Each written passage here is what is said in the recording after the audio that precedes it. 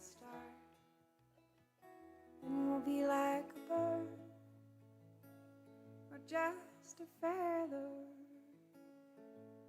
that you place into your hair, or the wind that picks it up and blows it to and fro in the air, like a river that it floats along, like a sigh, like a sigh. We'll carry on, we'll carry on.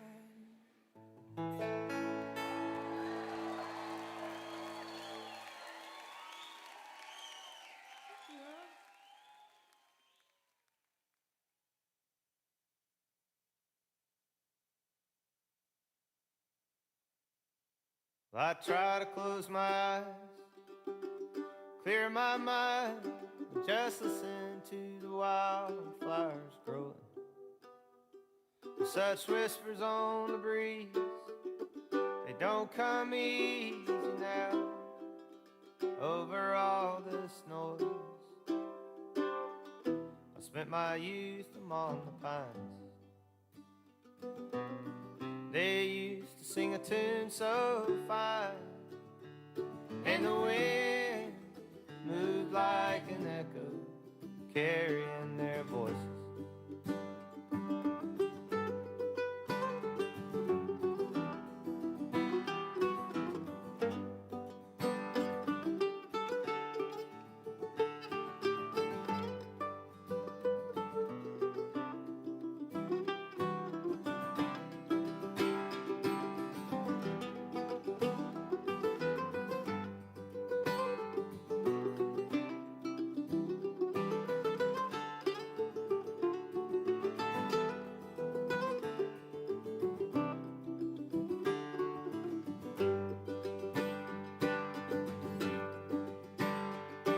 I saw it in a dream, monuments of trees, as the air we breathe turned our lungs to dust, and the redwoods so tall, and all their all began to rust,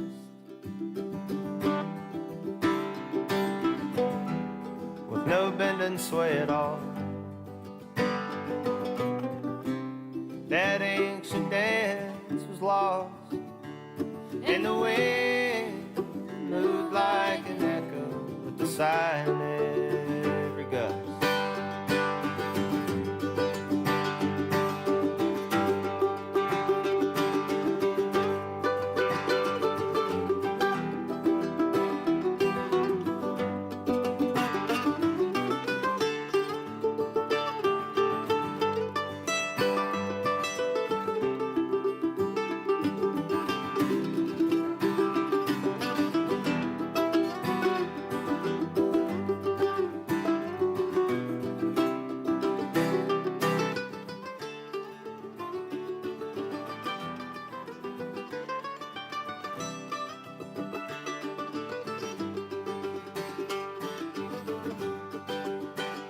Well, someday I hope to find that land of funny wine, where the coffee grows on the white oak tree, and those sugar-coated mountains in the spring begin to melt into the sweetest streams, where each night the starlight and the sea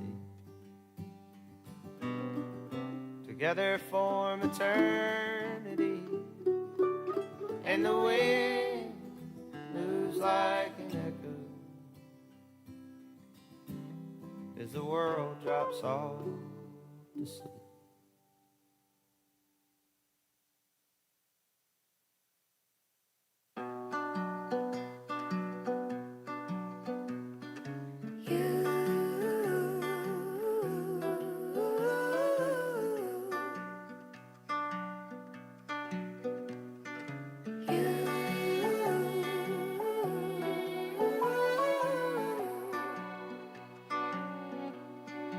It's the sharpest pain. Started in my heart, but it got in my veins.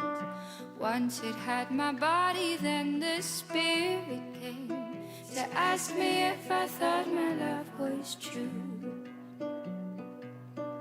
Oh, for sure, I say the time I spent in silence was a pride parade. I know I may seem childish, but I'm still afraid to sleep alone at night is coming soon. So be like my little moon. If you be like, I'll follow you. I'll follow you.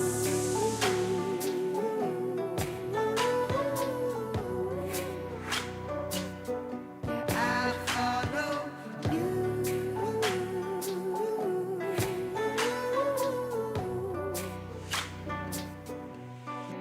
Let's get blown away.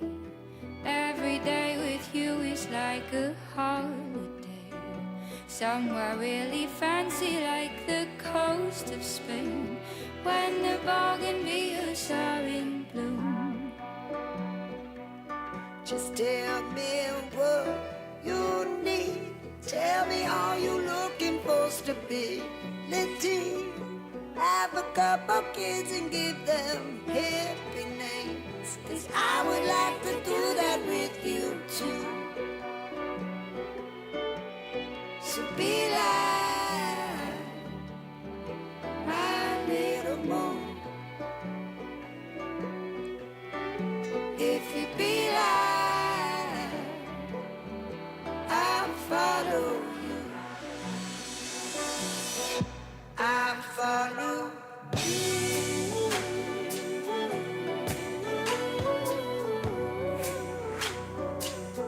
I'll follow you.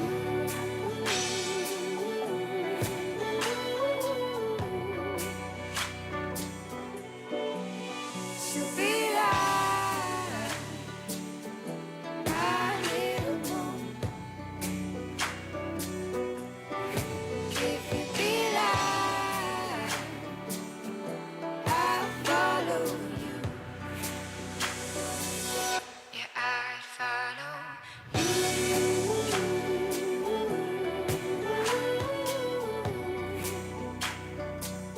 Yeah, I'll follow you.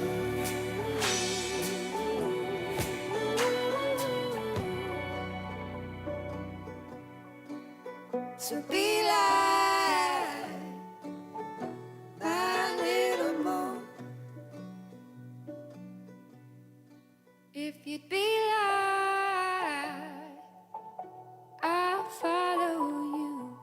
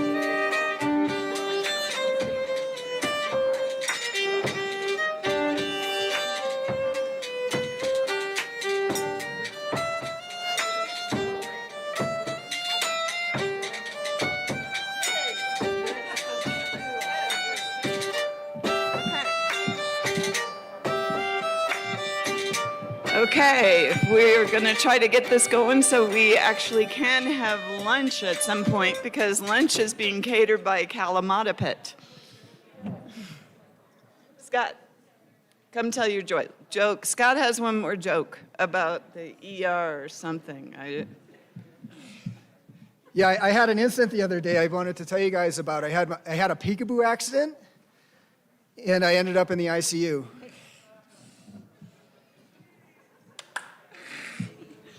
Okay.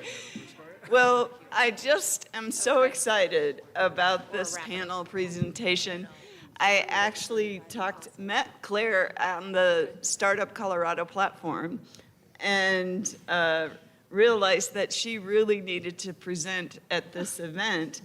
And when we started talking, she talked about purpose and all sorts of incredible things, and then came back with this panel.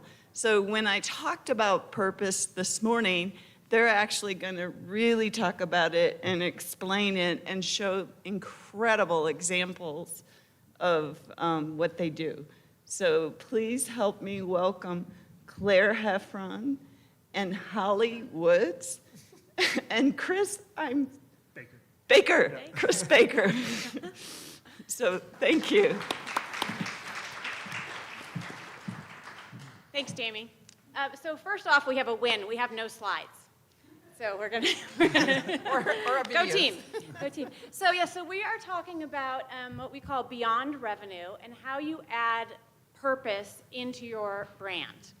And we are going to cover purpose and social enterprise and how you launch products or services with anchors in the principles of purpose, as well as collaboration.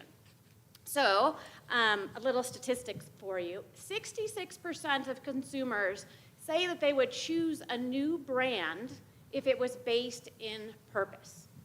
So your consumers, your staff, and your investors are asking for this and are ready to begin with that. So I would like to introduce Dr. Holly Woods. Holly and I have known us for a decade back in her Vail Valley days, and she has gone through California and is now back in Austin, Texas, where her roots are. And she is, there's my Midwest accent, roots. And she is the founder of the Emergence Institute and the Purpose Launch Lab, which is guiding entrepreneurs and visionaries to bring purpose-based products to the marketplace. She has 35 years of experience, and she has a purpose-driven flywheel that aligns sustainable revenue as well as meaningful work. And this is Chris Baker, and he's the founder of One Seat Expeditions out of Denver. And Chris and I met 3 years ago, 4 years ago. He is also a co-founder of Wayfinder Co-op and Otero Taproom, which supported growth in outdoor recreation. It was is and was the co-working space in the Denver area that unfortunately was succumbed to COVID. Rest in peace. Rest in peace, yes, but the culture lives on because it was so strong. And then finally, I am Claire Hefferon. I define myself as a people's champion, a sophisticated tomboy, and I am the founder of Coliseum, which is a purpose-driven brand strategy firm that serves outdoor recreation and mountain destination brands. So let's get started. Holly, I would love you to kick it off. Can you tell me how you define purpose? Well, purpose is used in so many different ways these days, right? I mean, 10 years ago, I talked about purpose and people were like, Holly, what are you talking about? And mostly I was defining purpose as that which we have passion and an interest in. And as I've worked in this industry for a long time, what I've also come to know is that when we get access to the spark that lives in us, that inspires us and causes us to be motivated and excited and bring that aliveness to our products and our businesses, it creates a whole nother level of opportunity for us to enter a market and have much greater success, viability, sustainability, and meet our market head on where those people want what it is we have to deliver. Not only that, but purpose from that place, that really deep internal spark, also is able to have more impact because we're going to be so committed to delivering that product in the world that it can't help but find its market. People get enthused and excited about it. You heard Claire's statistics. People are more excited when you are bringing your life to your work and delivering it in a way that can find its people and have the effect that you're intending. So purpose from that place literally creates more revenue, more impact, and more sustainability in our businesses. So it's the most economical driver for us to build a business on.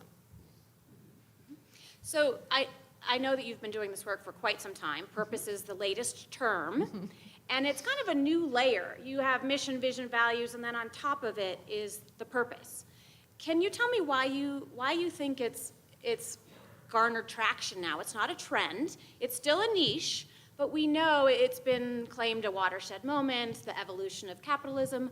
Why do you think it's happening? Well, I would actually put purpose at the bottom. I think it's the root of all of our work in the world that has effect for us personally. So we derive meaning from living lives of purpose. I don't think anybody in this room would probably argue with that. And when we build products in business based on that which inspires us to be in the world, then we are more likely to have that impact that we're seeking. The reason that, and so I'm a scientist as well, and I study stages of consciousness, probably a little too woo-woo for most people, but what happened during the pandemic is that we were all nesting in our homes by ourselves, navel-gazing, doing deep inquiry, like, you know, what the F am I here for? Why am I stuck in this place in the planet right now? And we had an opportunity to dig deep about what really matters to me right now. And so we actually evolved during that time. We as humans came to understand ourselves better, and we came to see what it is that we really wanted to do. So purpose back here in 2019, like people sort of knew what you're talking about. Now everybody's like, oh yeah, I want that in my life. That's why we have this great resignation going on. Awesome. So I like the woo-woo stuff as well. I study flow state, and that is when you are in the zone, founded in high-performance athleticism, and then applied into business, so corporate athleticism. And if you look at psychology foundations, Maslow's hierarchy of needs, Most people think that it stopped at self-actualization and that I am my best self. Well, Maslow passed away in 1970, and it was found that he had more writings. He wasn't done. He just unfortunately had a heart attack. And his writings were discovered by a positive psychologist named Scott Barry Kaufman, who has spent the past decade studying it. And the next rung above self-actualization is self-transcendence. And that is beyond ourselves and the good of humanity. So that's what Holly is referring to. And we're now waking up, thankfully due to COVID. You know, and just quick, Yeah. once we fulfill our purpose, we're actually contributing to the world. You can't actually be living purpose and not also be contributing simultaneously. So it's a win-win. When we spoke previously, we touched on VUCA. VUCA is an acronym, and it stands for volatility, uncertainty, complexity, and ambiguity. I'd love to hear from both of you on how VUCA is relevant to your business and what it's sort of the rocket fuel. Sure, so, sorry, again, that's volatility, uncertainty. Complexity and ambiguity. Yeah, that's been the last year and a half. I work in travel. We're an international guiding company. We require the world to be operational for us to do our work. We run trips, take people in their things up and down mountains all over the world. So that is very much what the last year has been. But I also think that there's an area in there where you can really thrive. Like you can learn a lot about yourself through that process of sort of embracing those things, that ambiguity, that uncertainty. I think it's not unique to this past year. It's sort of core to the experience of owning and running a business at any time. I think it's just been amplified in the last year. And there's a lot of learning that can come out of that. I mean, I think we were a B Corp we finished our B Corp certification a couple weeks before March 2020. We had a B Corp party scheduled for that Friday, like March 15th. We were getting everybody together. It was going to be a big celebration. And 2 weeks later, we were furloughing everybody and then dealing with another year of exactly those things. But through that, we've learned a lot about ourselves as individuals on our team. We've learned a lot about like what that purpose is for our company. And I think it's pretty fertile ground. I'm definitely not at the this is all for the best stage yet, but it's definitely fertile ground for learning a lot about who you are, what you can do, and what you can get through. I'd like to come back to more B Corp, but Holly, I'd love your points on VUCA. I love Chris's example of why purpose is so critical in resolving these VUCA challenges. And because your commitment to your vision rooted in your purpose kept you active in the business throughout this entire pandemic, as it did for many of us.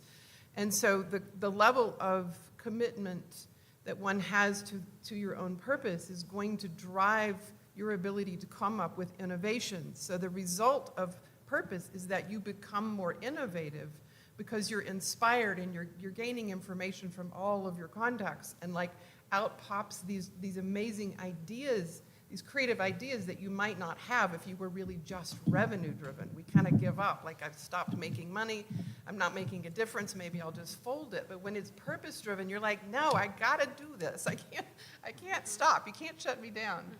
And it's cross industries. You can't just live in your silo. So yes, today's topic is outdoor recreation, but we want to create an ecosystem.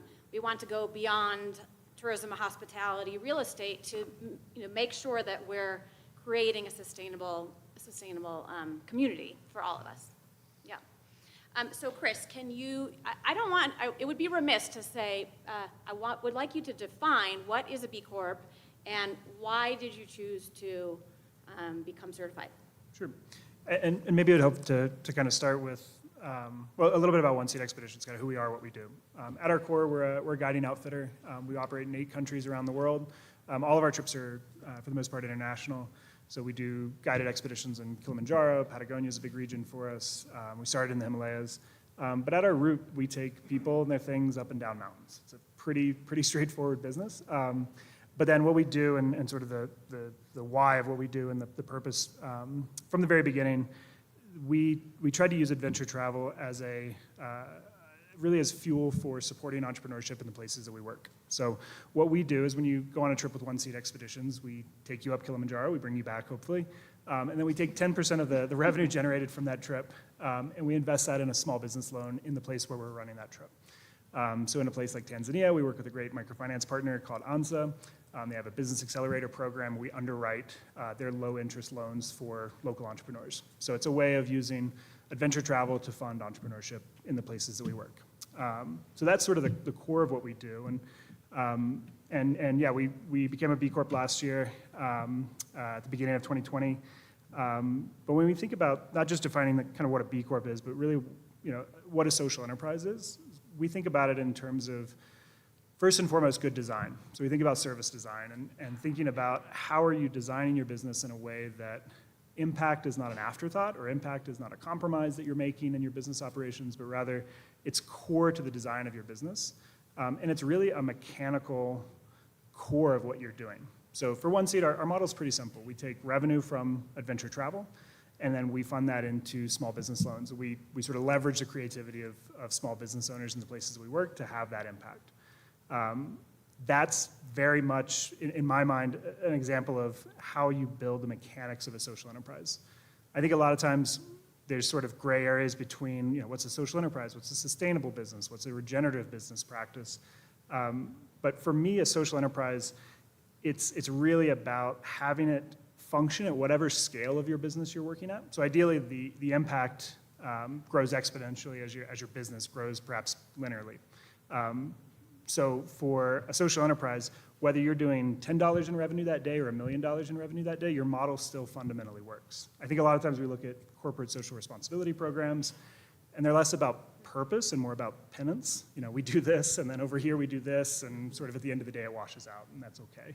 And that works for some businesses, and that works in terms of a philosophical approach. But for me to be a true social enterprise, I think it has to be in the initial design, in the sort of fundamental mechanics of your business, so that everything you do to further the business interests of your entity furthers your impact as well.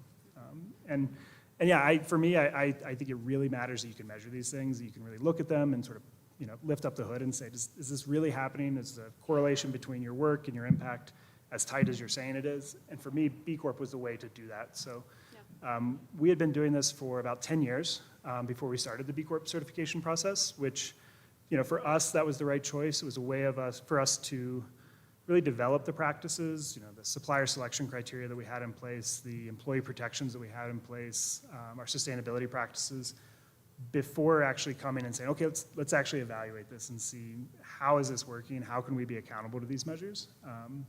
And then, yeah, we were fortunate enough in the last year to be recognized as among B Corp's best for the world in the category of worker protections and doing right by our team. And I think those things that we committed to as a B Corp have really guided us through this process, this last 18 very bumpy months of trying to figure out how to get through this. And, but it sort of undergirds the purpose that's there at the very beginning. And then something like B Corp or a commitment that you make as a company provides a structure to hold you accountable and make sure you're actually doing those things. Awesome. So I hear a lot in this. And one thing that I never pass up the opportunity to speak to is the small mindset of an entrepreneurial, or what I call small potato talk. So when we were chatting last week, Chris said, well, it's been tough. The world in the past year, it's gotten really small. Are we making a difference? But we, all three of us, believe that one person can make a difference. And so for Chris, he summarized it as their purpose is to fund micro grants in their destination. And their method is through travel. And they make microclimate differences in 8 countries. Like, how awesome is that, right? So the small potato mindset, I typically work with startups and growth phase businesses, and frequently a business, when they're beginning, they use a lot of tentative language. I'm just, it's just me. And this was for me 15 years ago, where my financial advisor, I said, I'm not a big deal, don't worry about me. And they said, if you call yourself a small potato, you will be a small potato. And so I'm continually correcting conversations to say, really, we are baking it in, the purpose in at the beginning, And Chris has every ability as the world opens again to go right back, and he's progressed by what he's learned because he's had to adjust in the past 18 months. And one thing that we have spoken about is, at what point do you decide if you would like to be a social enterprise, a B Corp? Do you want to start right at the beginning? And Chris's response was, no, you don't, because I haven't had to make the hard decisions yet. He's been at it now 10 years. But you can take, and there are many free resources, where you can integrate the structures right from the beginning. And then once you've made those hard decisions, basically going through the certification process is a big employee handbook, as you called it. So it's like an amazing operational guide that lays the foundation and keeps you moving forward. You gave me an example of sort of external work of advocacy. I would love to hear how you make sure that your staff feels the purpose on a daily basis. You gave me an example when we chatted earlier. I want to see, first of all, does anybody here work for a B Corp or in the B Corp certification process? Anybody here want to work for a B Corp? No. There it is. Yeah, so the B Corp process, for those that are less familiar, it's a very rigid assessment of kind of how your business works from the inside out. So they look at everything from your operations to your supply chain to how you care for and protect your employees, all the stakeholders in your business operations.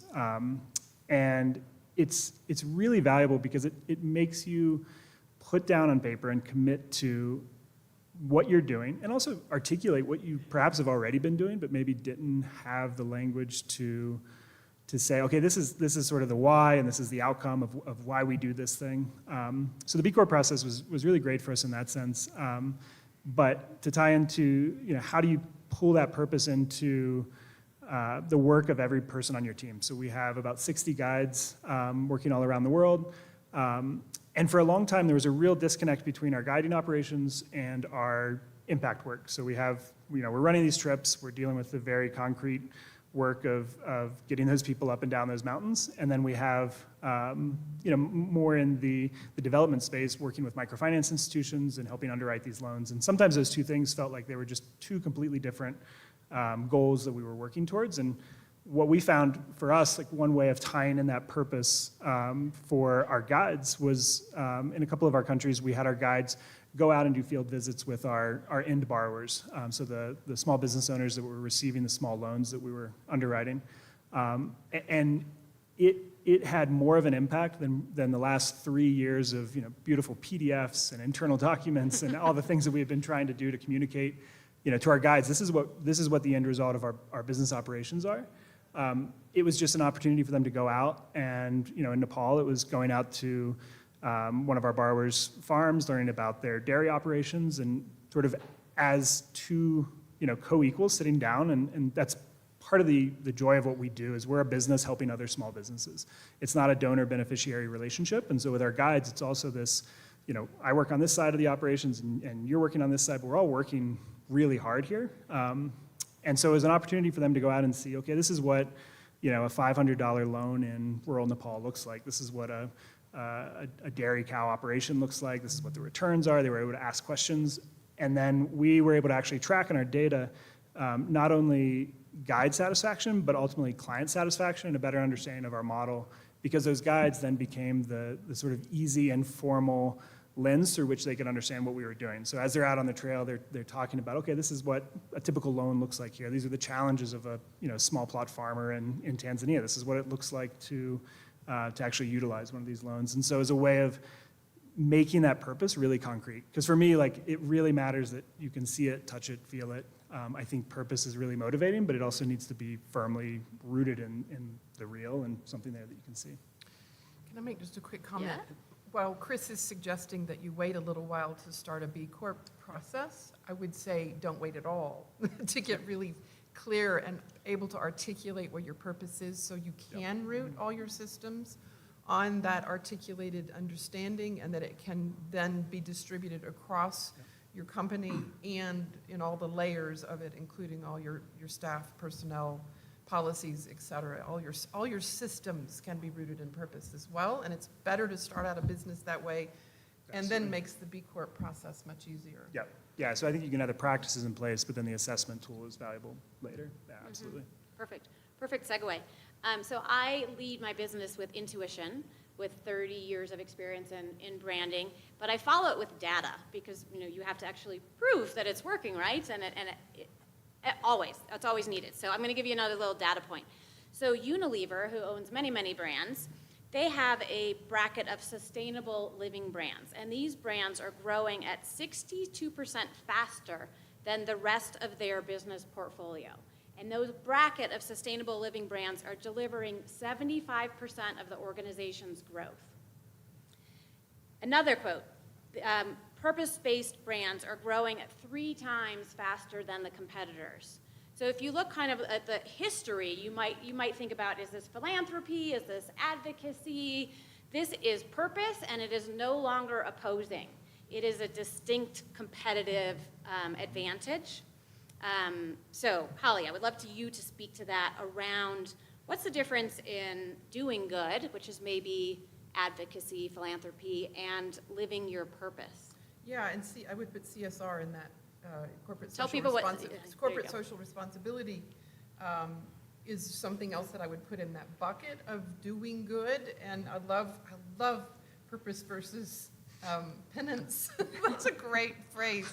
I've never used that. So many of our companies whose primary outcome has been revenue, which, I mean, everybody in the room wants to create revenue as we're building products and business. But when that is your primary goal, you're not really rooted in purpose. And so companies had this strategy of, I'm going to go, give money to a foundation, or I'm going to, fund a nonprofit or whatever, as a means of, assuaging our guilt, basically, because I'm doing something that might be damaging the environment, and now I'm going to go put money into something that's good for it. Purpose is different in that your product starts in what is inspired in you and then brings it out into the world.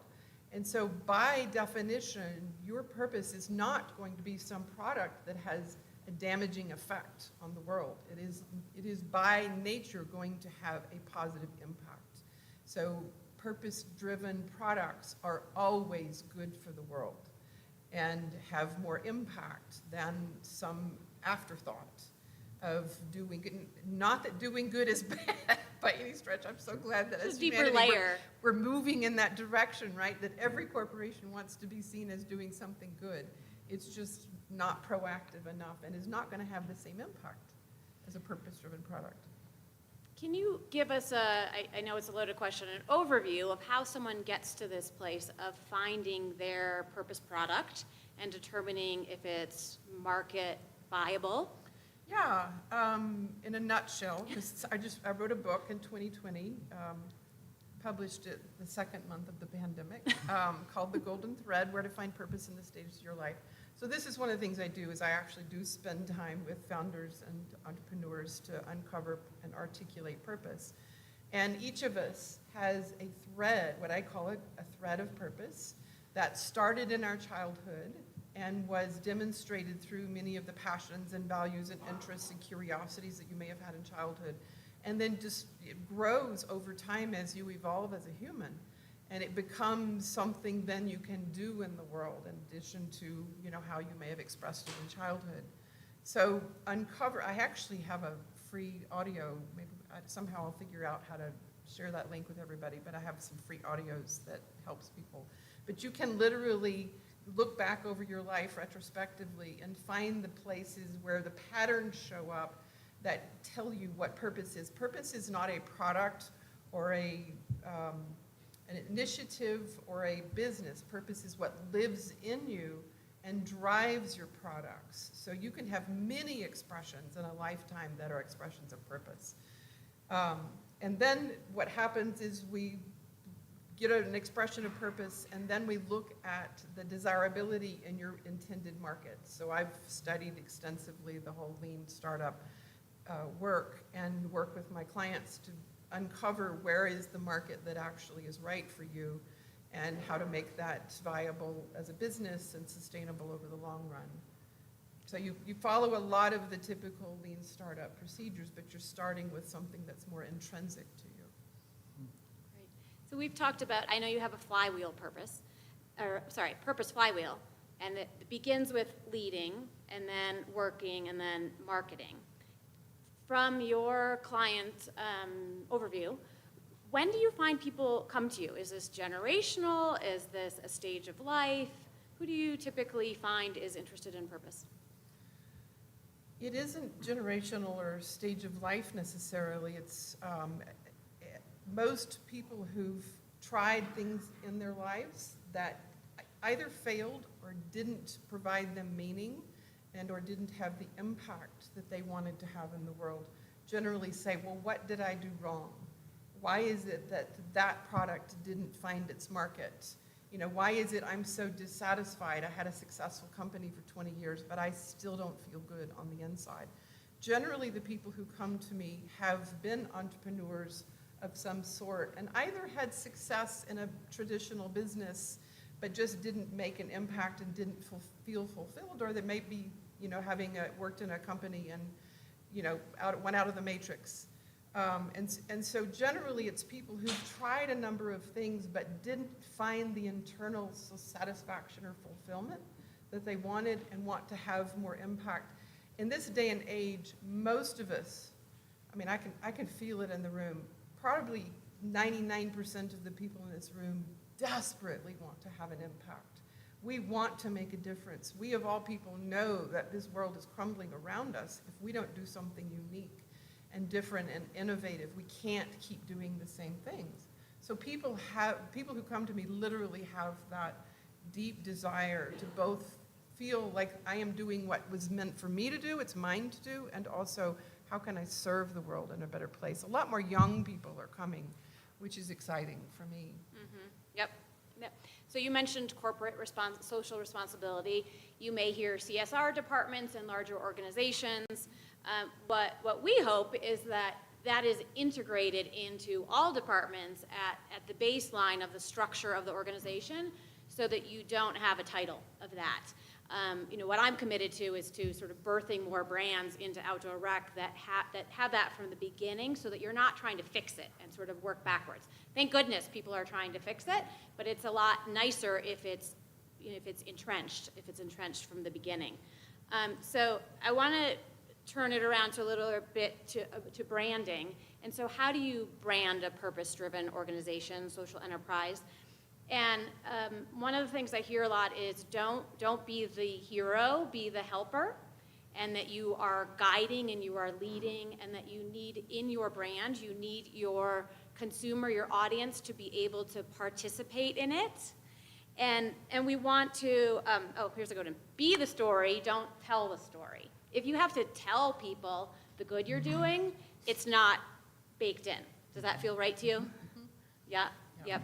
Like the examples, I imagine that your guides that now know the story of the dairy farm, what an asset that is, and how the impact they have when they go home each day, and they know that they are not only guiding people up the mountain, but they're also creating a community member's job. So in terms of collaboration, I was speaking to Dan, where are you, from GoCo? There. We were talking this morning about how do you align outdoor brands and nonprofits in terms of purpose. So I love trying to make introductions and matchmaking between an outdoor rec brand that wants to share and collaborate with a nonprofit in need. So what we do is we do advocacy matchmaking, and then we add a third pillar to it with either an influencer or a celebrity that will tell that story and sort of cultivate that story. What we offer is the resources that frequently nonprofits don't have, or they're in this fight on an annual basis for funding, and how that can be a pretty toxic environment. Holly, I would love to hear how you think that purpose-driven organizations can be a different way instead of going for funding. What's the competitive advantage of purpose versus in the nonprofit world? Well, when a product is rooted in the core of who you are, and you are living that purpose. Your brand is this, I mean, your product is the story, which creates a brand that is then out in the world creating impact. And so the brand itself can actually be the story. Help me here. I'm not the branding expert. Sure. But the brand itself becomes the container for uncovering or showing the audience, the clients, the market, how the product is supporting, facilitating, impacting the world. Yes. I mean, I think in a nutshell, your purpose-driven product does the selling for you, does the storytelling, as opposed to needing, an extensive marketing campaign. It's just more effective. I think what I heard you say also about a company partnering with a nonprofit and an influential is that the purpose then can be demonstrated through different kinds of stories that would represent the product itself. And what we're doing is we're offering the consumer an opportunity to change their buying habits based on their values and this brand strategy and the organizational strategy of the commitment to purpose. Yeah. So we have 2 minutes left. So I am going to, should we do Q&A or a little quick takeaway? We have plenty of resources. So I always like tangible pieces when I walk away from a conference. There are free assessments where you can evaluate your organization as is in terms of the structures. I have some books to recommend on how to, from the perspective of a chief marketing officer or CEO, build a purpose-based brand. So we are certainly available, but I'd love to maybe take 2 minutes to see if we have any questions. Way back. I see one way up there.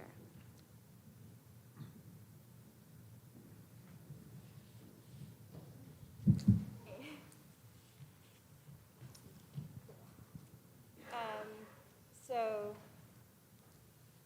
I really first wanted to say that I am compelled and appreciative of the fact that you emphasize building relationships and giving back to the communities that you guide in. I was also wondering, though, if the focus of the relationships that you're building are primarily financial, or if you also have kind of a social, personal aspect to that relationship. And if you do go beyond the financial support, how do you incorporate like cross-cultural learning and cooperation? And just to clarify, this is specifically about the recipients of the loans that we underwrite?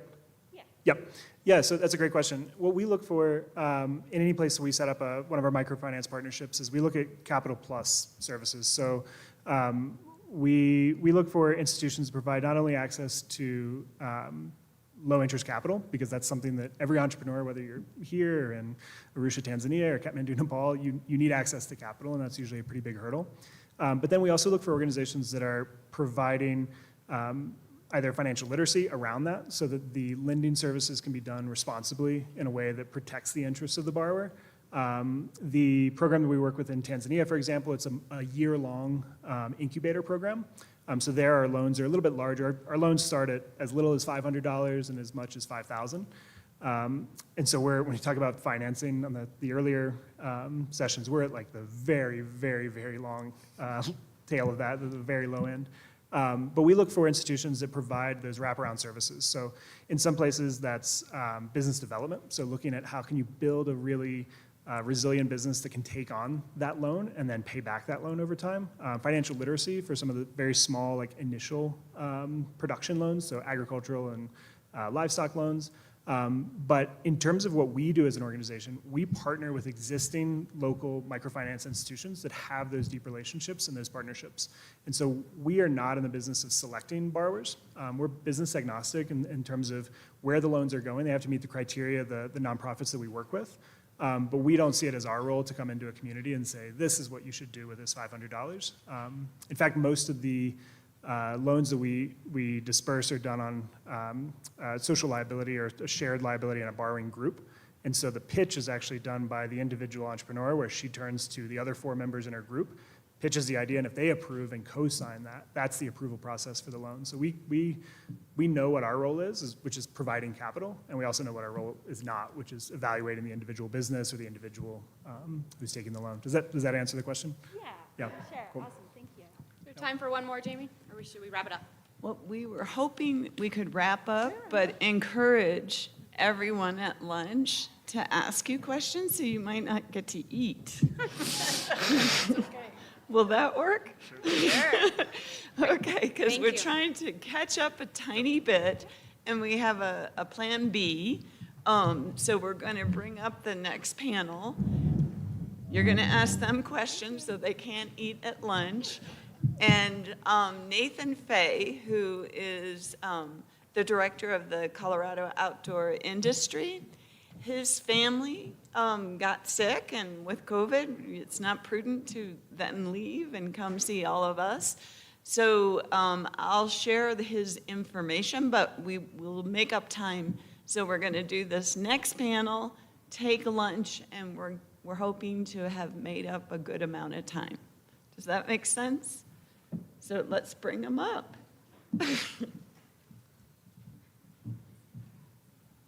What? Oh, has anybody seen Travis Hotchard?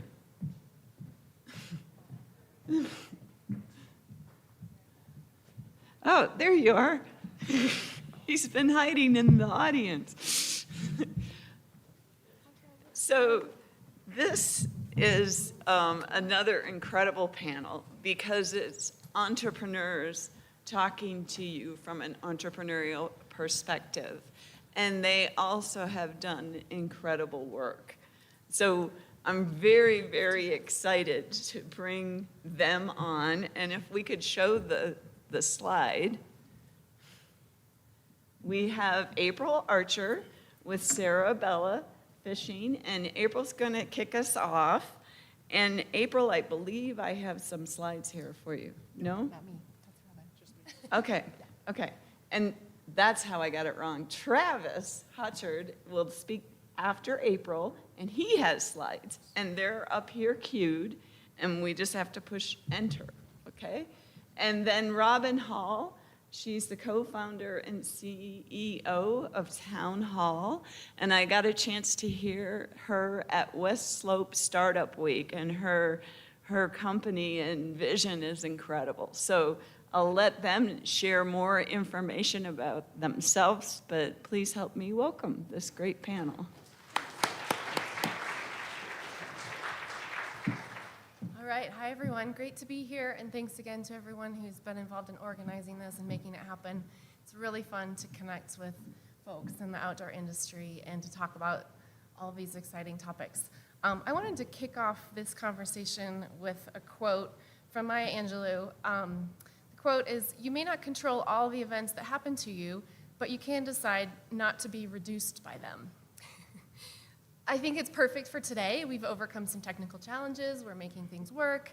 And everything that all of us have battled through and endured in this pandemic time, in this challenging world that we live in, I think recognizing the element of control and how we have control of some things in our lives, and yet we have no control over other things, is really important to me in how I approach innovation. I know you're probably looking at the schedules going, I thought they were going to talk about innovation. We are. But for me and how I show up with innovation, it goes back to that root of control. I can control my breath, I can control my attitude, I can control what I put in my body, I can control certain things. I can't control the weather, I can't control the pandemic, I can't control all of consumer behavior, things like that. So recognizing how I show up each day and how I tackle the daily life challenges, personal and professional, really helps me shape innovation and how we solve problems. So just wanted to start with that, get your minds going a little bit. Innovation, if you were to Google innovation, you'd probably get 30 million different definitions. Most of them are pretty boring and pretty stale. So basically, the topic of innovation is really about a new idea, a method, a product, or a way of thinking, or a way of providing a service. So it can be all sorts of those things. It can feel scary, it can feel creative, it can feel overwhelming, it can also feel like this wasn't part of my life plan.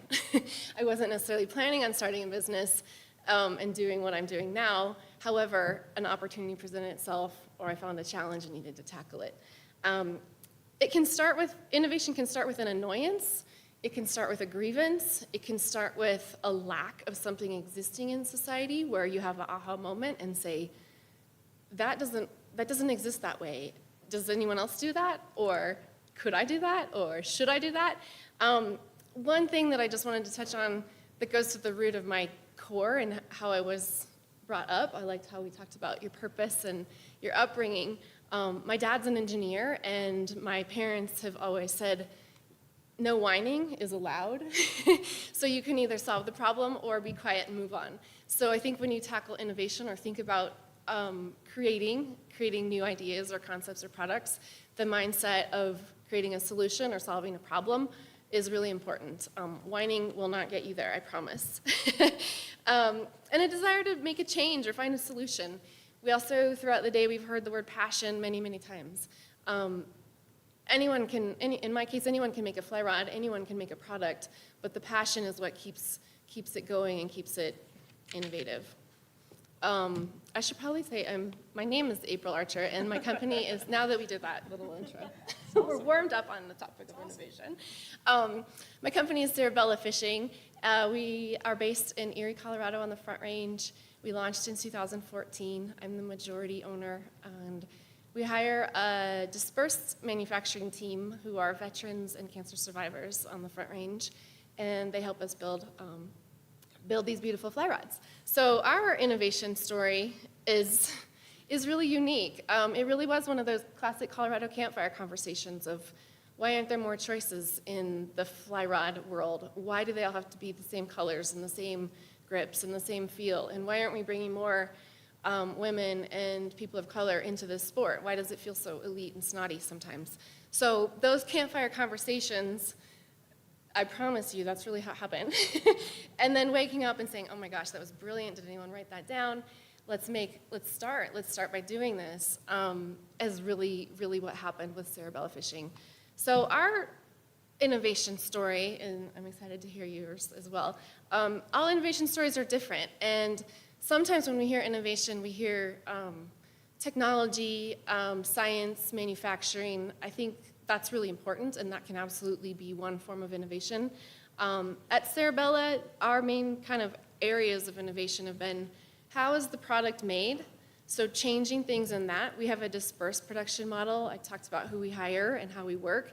We don't have a factory that you can come tour, but you can meet our team and understand our process. So how a product is made can be really innovative and creative.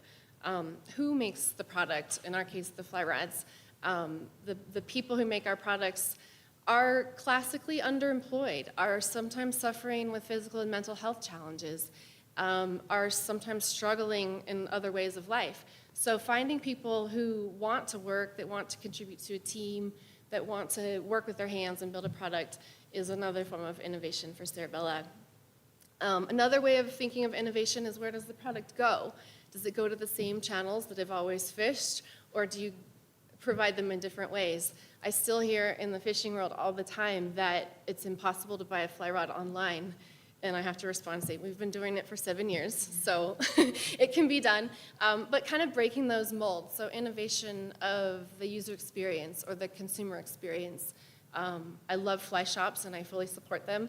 For Cerebella, you don't necessarily have to go in a fly shop to buy your product. Sometimes that's intimidating. Sometimes it's a time-consuming event. Sometimes people want to shop from their couch. So how a product is distributed can also be innovative. And then why is it impactful? We've talked about impact throughout the day today. For Cerebella, our impact story is the materials we use. Everything is sourced in North America and domestically and locally. We use locally repurposed hardwoods. Everything from, I can get into all the details from tip to toe, but every element of the fly rod has a very conscious piece or connection to the US or to local production. So that's really important to us. The other pieces are impact. So we have 5 nonprofit partners. They're all listed on our website, and I encourage you to check them out. But going back to how we started our business, similarly to some of the others we heard today, from the very beginning, we knew we wanted to make a product, we wanted to innovate new ideas, change we wanted to disrupt some of what was happening in the fly fishing industry or sport, while also making a big impact. So we knew from the very beginning that that was important to us. And then on the tech side, the engineering and the materials and fly fishing, we learn a lot about our materials through the aerospace industry, so the carbon fiber and things along like that. We're constantly paying attention to what's happening. I would say some of the tricks to becoming innovative and staying innovative for us have been being nimble. Think of novel things. Just because it hasn't been done doesn't mean it can't be done or shouldn't be done. And maintaining your core values. So remembering sometimes who you are and who you're not. I would say for us in the last year and a half, we've had to balance the conflict of survival and innovation. Let's keep the boat afloat. Let's keep everybody employed. Let's stay healthy. Let's keep doing what we do. A lot of people are fishing these days. As well as let's stay creative. Let's keep taking risks. Let's continue to further our impact in our product designs. And it can be exhausting, I'll be honest, when you don't feel like you have the bandwidth to do anything other than survive. But it really is important in order to keep growing and keep improving. And again, just going back to the topic of control, I like to say control the things you can control. So again, for me, finding solutions to products, finding solutions to hopefully better society are things that we can do. So focusing on the pieces that we can do in our world. So that was a lot. I'm ready for water. Awesome.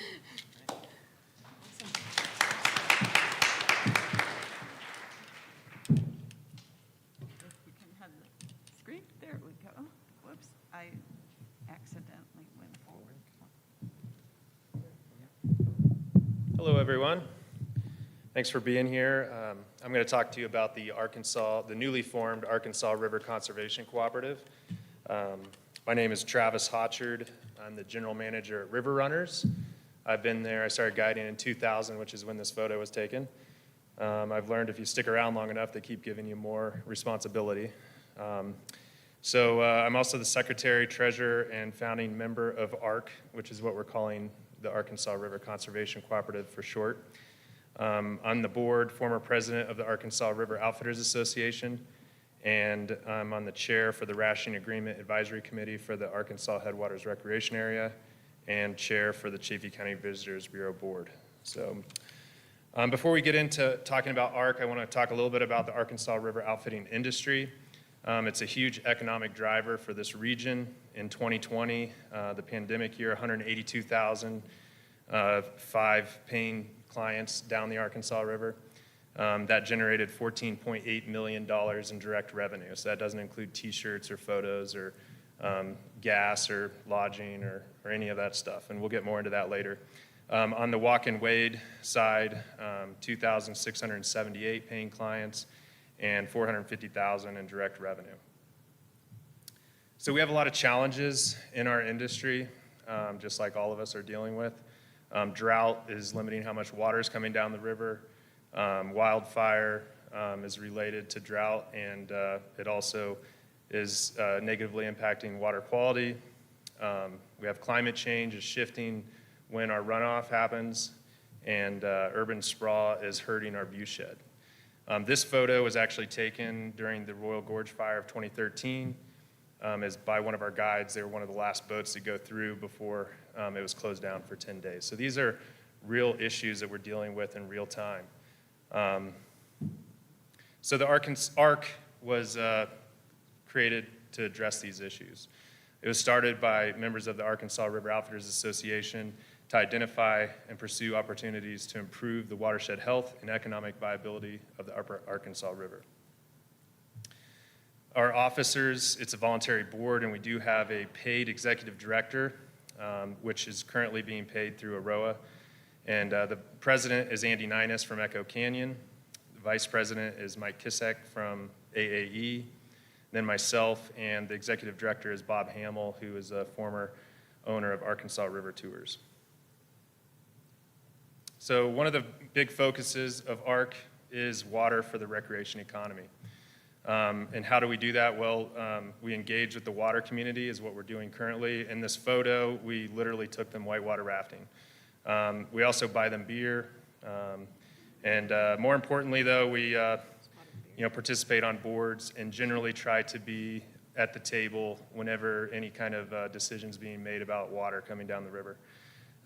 Future opportunities include paying evaporative loss to move water during the summer, lobbying, litigation to protect our water interests. And water is very expensive to purchase, but I don't want to leave it off the list as an opportunity. But also investing in water projects, storage projects, potentially leasing storage, things like that, just being creative on how we can ensure we have water for the summer recreation.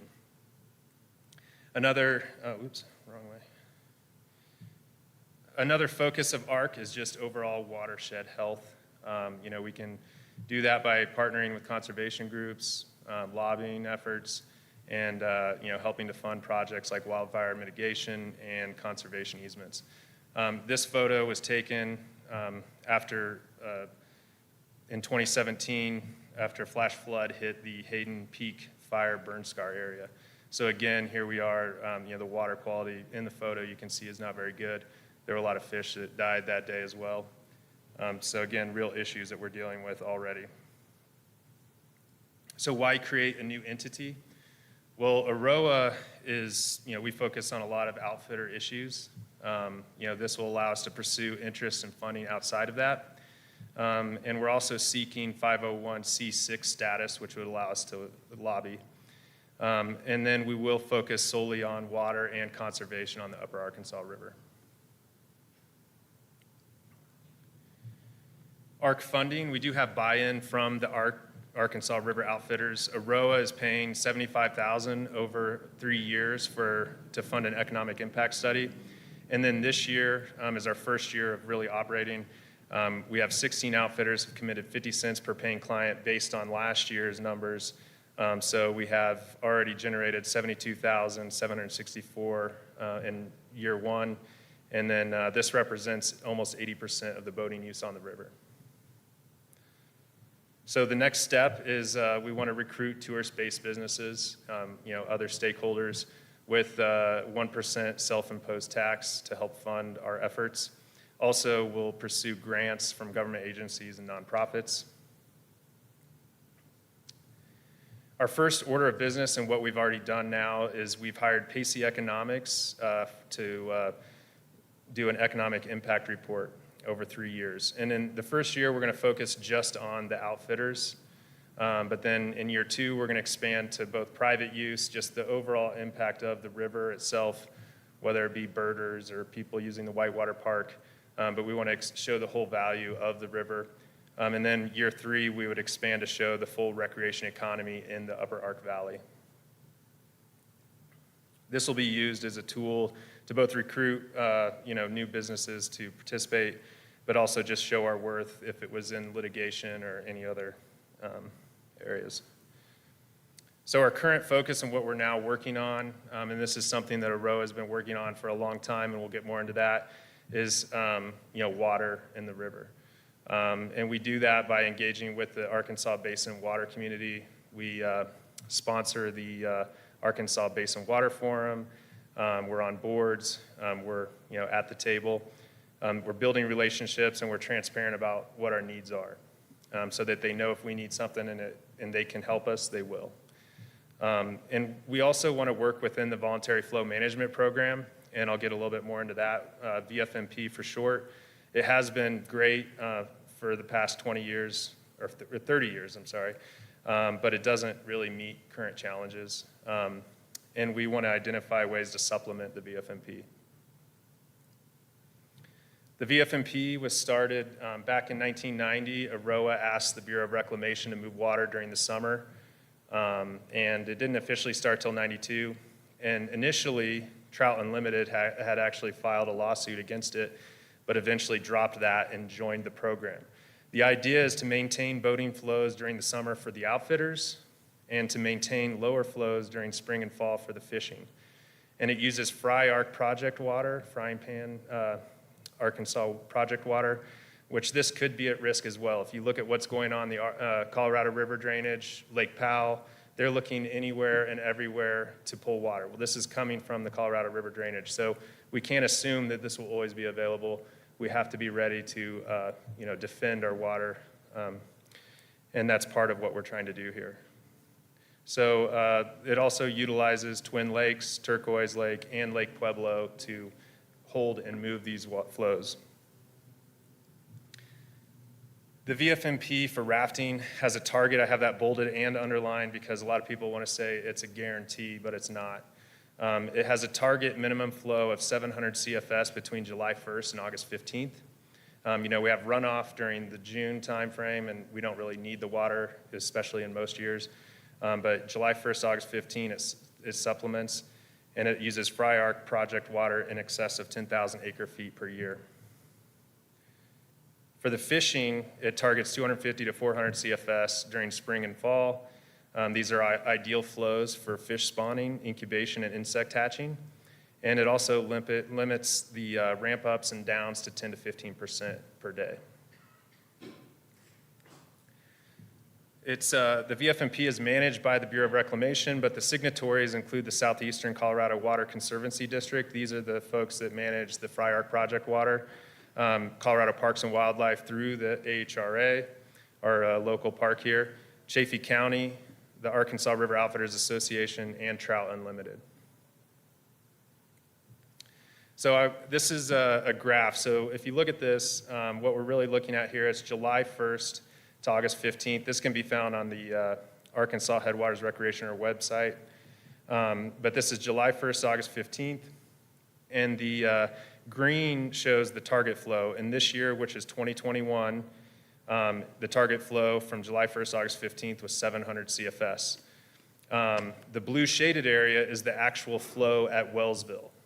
Then the red shaded area is how much project water was required or was being used during that time. So you can see last year we didn't really use it till the end of July, we were able to stay mostly above that target flow. And partly that was some of the relationships we built with Pueblo. They moved water during the VFMP timeframe, knowing that we needed those flows, and that was able to conserve this water to be able to have enough at the end. We also had the benefit of rain this year, which is why you see a lot of these spikes well above the target flow. And this was 2021. Looking back to the pandemic year, 2020, again, Pueblo moved 6,000 acre feet, which was hugely beneficial. We would not have been able to meet the target flow without that help. So the VFMP in itself was not enough last year, or that year, 2020. Again, we did have some benefits of the rain, some of those bump ups, but you can see we used more of the VFMP earlier in the year, plus we did have the 6,000 acre feet from Pueblo again. So going back to, that this is a target flow. The green line, this is from 2012. This is an extreme drought year. 2002 was even worse. But the target flow, this green line, I don't know if you can see it, but it's actually less than 300 CFS in this year. And then it bumps down towards the end of the season, towards August 15th, where it's almost just barely above 200 CFS. And we did have the VFMP this year, not the full allotment, but it gave us enough water to be able to operate, and it probably prevented some businesses from going under. And then just to show, in contrast, 2017, we wish they were all like this. Big snowpack year. The native flow, mid-July, is over 1,500 CFS. No project water was moved, and we did not rely on it, just nothing but native flow that year. So going back to ARC, our next steps, we're going to launch a public relations and marketing campaign. We need to still create a website and a logo, public outreach like this conference, letting people know about us. And we also will start to share the economic impact report. Also, recruitment and fundraising, seeking new members through the 1% self-imposed tax, and apply for grants. And then beyond that, we do want to increase our scope, identify conservation projects and opportunities, support those projects along the river corridor, and then also identify water projects and support projects that would increase summer flows. And that's all I have. Thank you.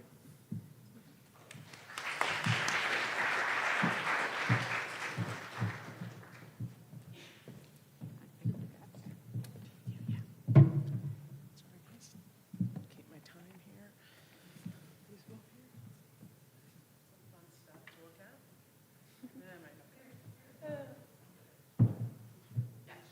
You have to stand there the whole time. Okay, good. Okay, good.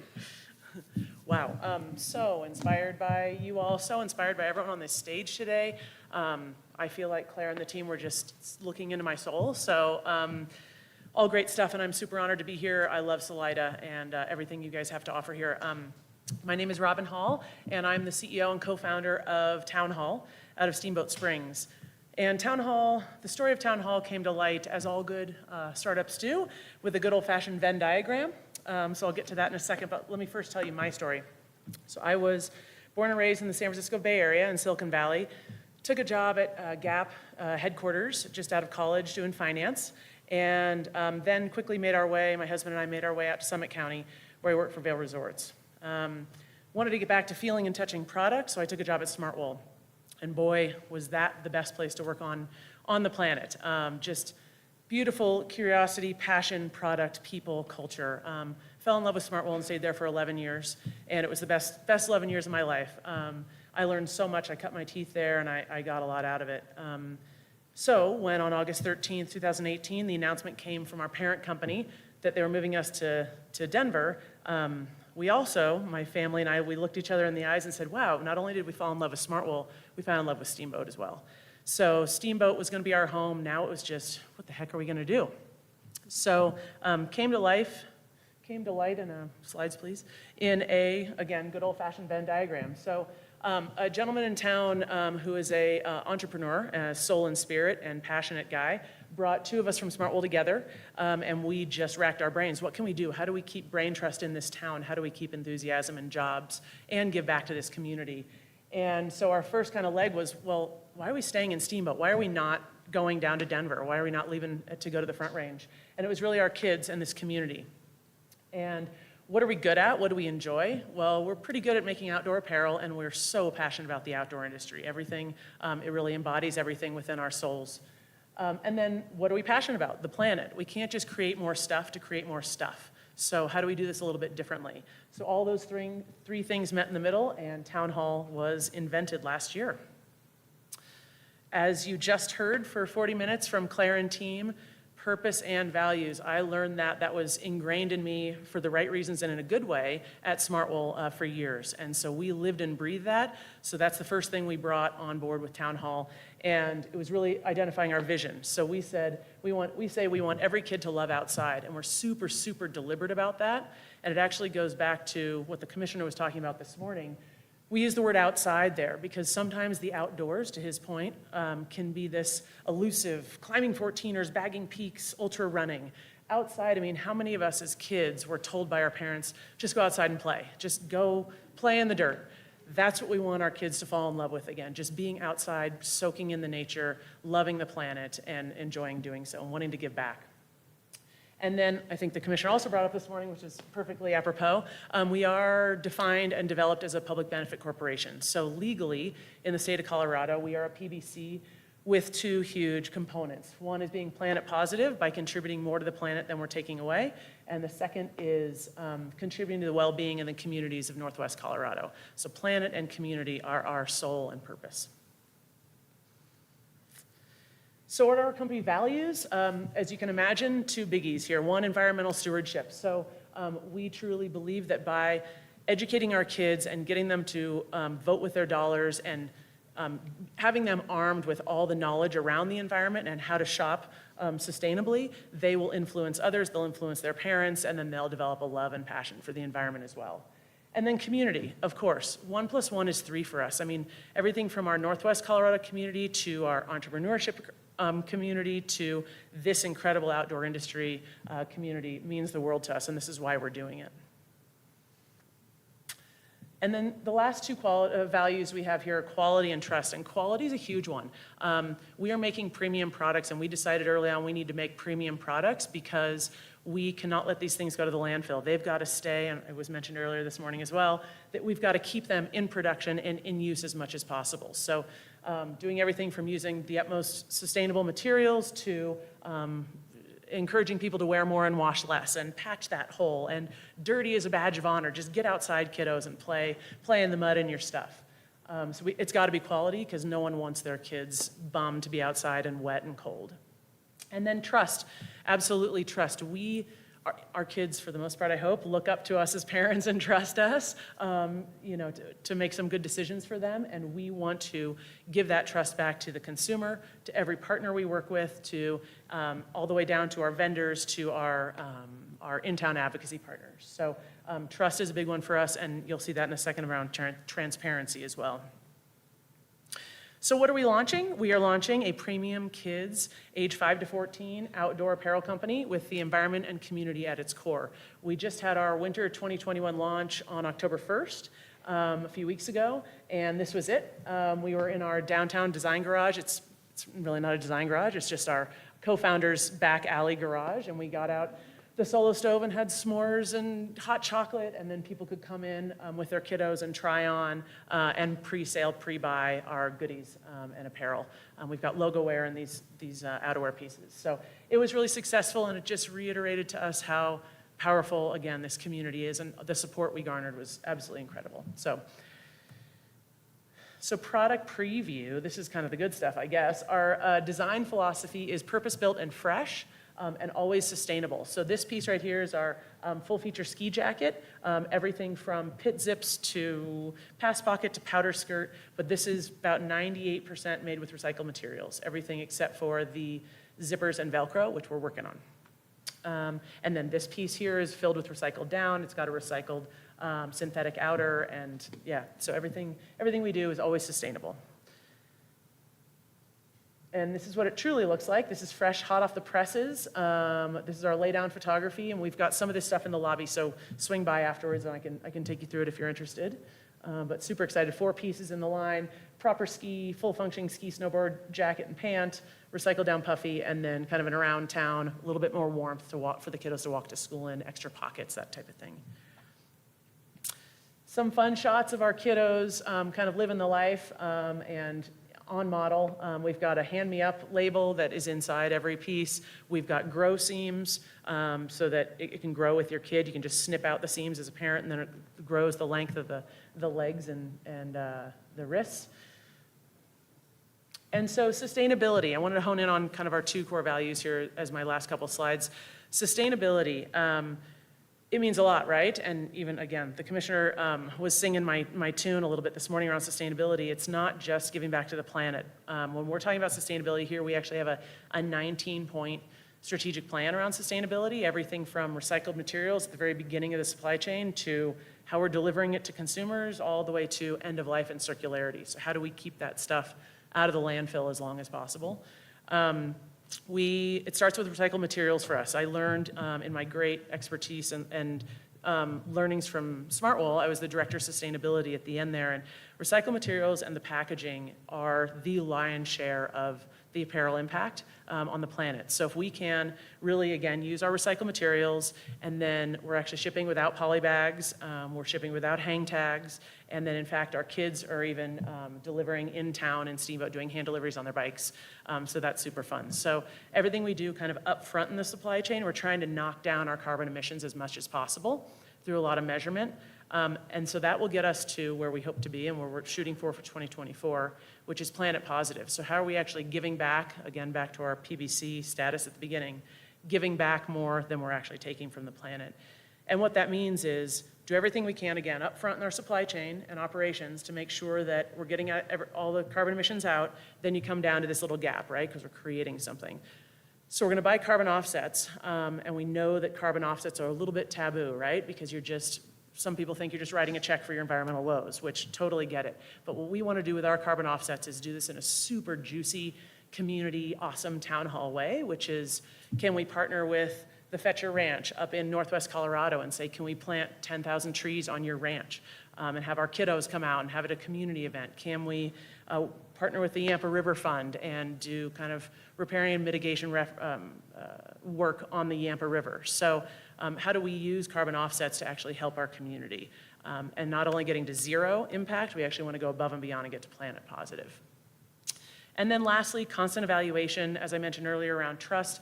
Transparency is so important to us, and we are the first ones to say we don't know everything, and the sustainability world is changing on the minute. And so we are gonna tell the consumers, our partners, everyone we work with, everything we know.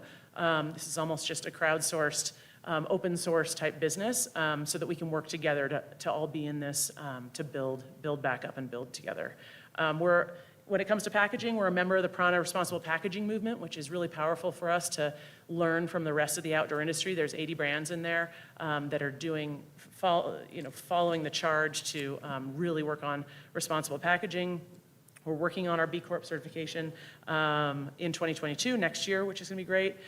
Our factory we use overseas is Gold Wrap certified factory, safe, ethical, and lawful and humane conditions. And then we have a bunch of, as I mentioned, circularity strategies to kind of close the loop at the end. This last slide is the only thing between you and lunch, so I got you. Hang on, I can see it. Okay. So community, and it does come back to partnerships. I mean, it was just talked about at the end, right? How do we really go deep and build up our community and help each other, and 1 + 1 is 3. So we've partnered with Integrated Community in Steamboat, which helps integrate immigrants into our community. We actually have 41 countries represented in Steamboat. Who would have thought? It's really cool. So how do we work with Integrated Community to get more kiddos, immigrants outside, enjoying just outside, fresh air? Don't have to be mountain bikers, just enjoy going outside. And then Boys and Girls Club of Steamboat in Northwest Colorado is a huge partner for us as well. We, when Smartwell left, some resources left town, but there's still a ton of amazing resources in town. So we're using that laydown photographer. Who would have thought? Up in Northwest Colorado, we have this beautiful laydown photographer, studio guy. We've got copywriters, web developers. Everyone we're working with, from soup to nuts, is all from our Northwest Colorado, Routt, and Moffat counties. And then, of course, creating jobs, but we got to sell some stuff first. And then certainly being a positive gathering place to make change and really rally support for others. So that's what Town Hall means to us. That's where the brand name came, it's a community gathering place where anyone is welcome, everyone's welcome from all backgrounds and walks of life to come use their voice and impart change and make friends. So everyone's welcome in Town Hall, and again, I couldn't be more honored to be here, and through this community, not only my own little Northwest Colorado community, I've the SBDC crew I can't speak highly enough about, and everyone in this room, thanks for the support in one way or another you guys have given Town Hall, and we're loving the journey. So I am more than available to chat product and any questions you guys have, but thanks for listening, and I'm honored to be on the stage with everyone, so thanks.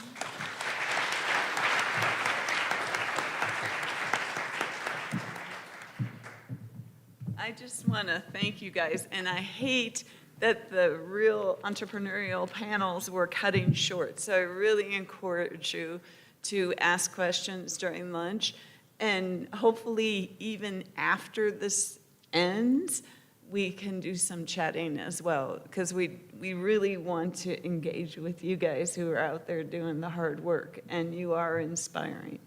So thank you. And Wendy. Now it's time for lunch. We'll be back at 1:30. A couple housekeeping items. We can spread out. There's tables and chairs outside by the river. The annex has some tables and chairs. So just know that lunch is catered by Michelle Gap locally. It's amazing. And then thanks to our sponsor, Garna, we have compostable and recyclable bins out there. So be sure and just compost your food. Everything's compostable today. So go eat and let's go network. Thanks, you guys.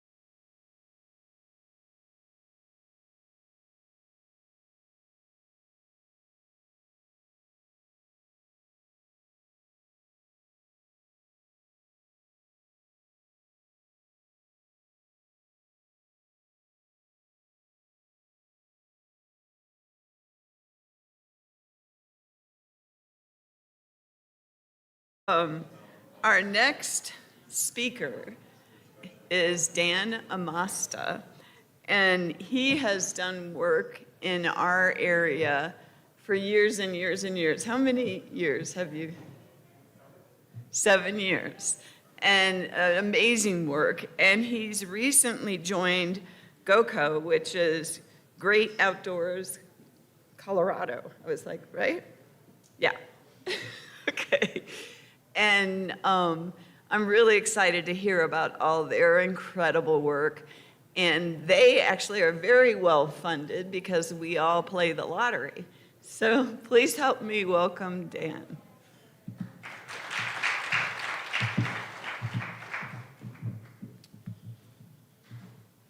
All right, I'll take this off here. Well, thank you so much, everyone. My name is Dan Amasta. I'm the program officer for Great Outdoors Colorado. I'm also a recovering raft guide. Before I get started on this presentation, I just want to take a quick second and recognize Jamie and Tara and the team here at the Small Business Development Center for not only putting on this conference, which is a big lift, but everything they do for our community. So can we give them a big round of applause?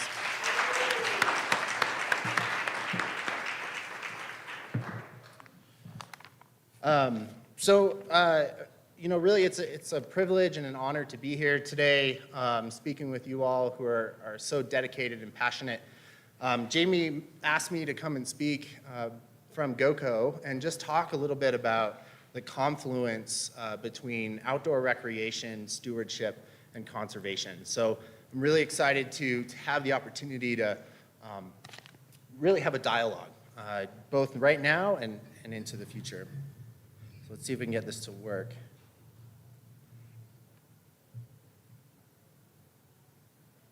All right, awesome.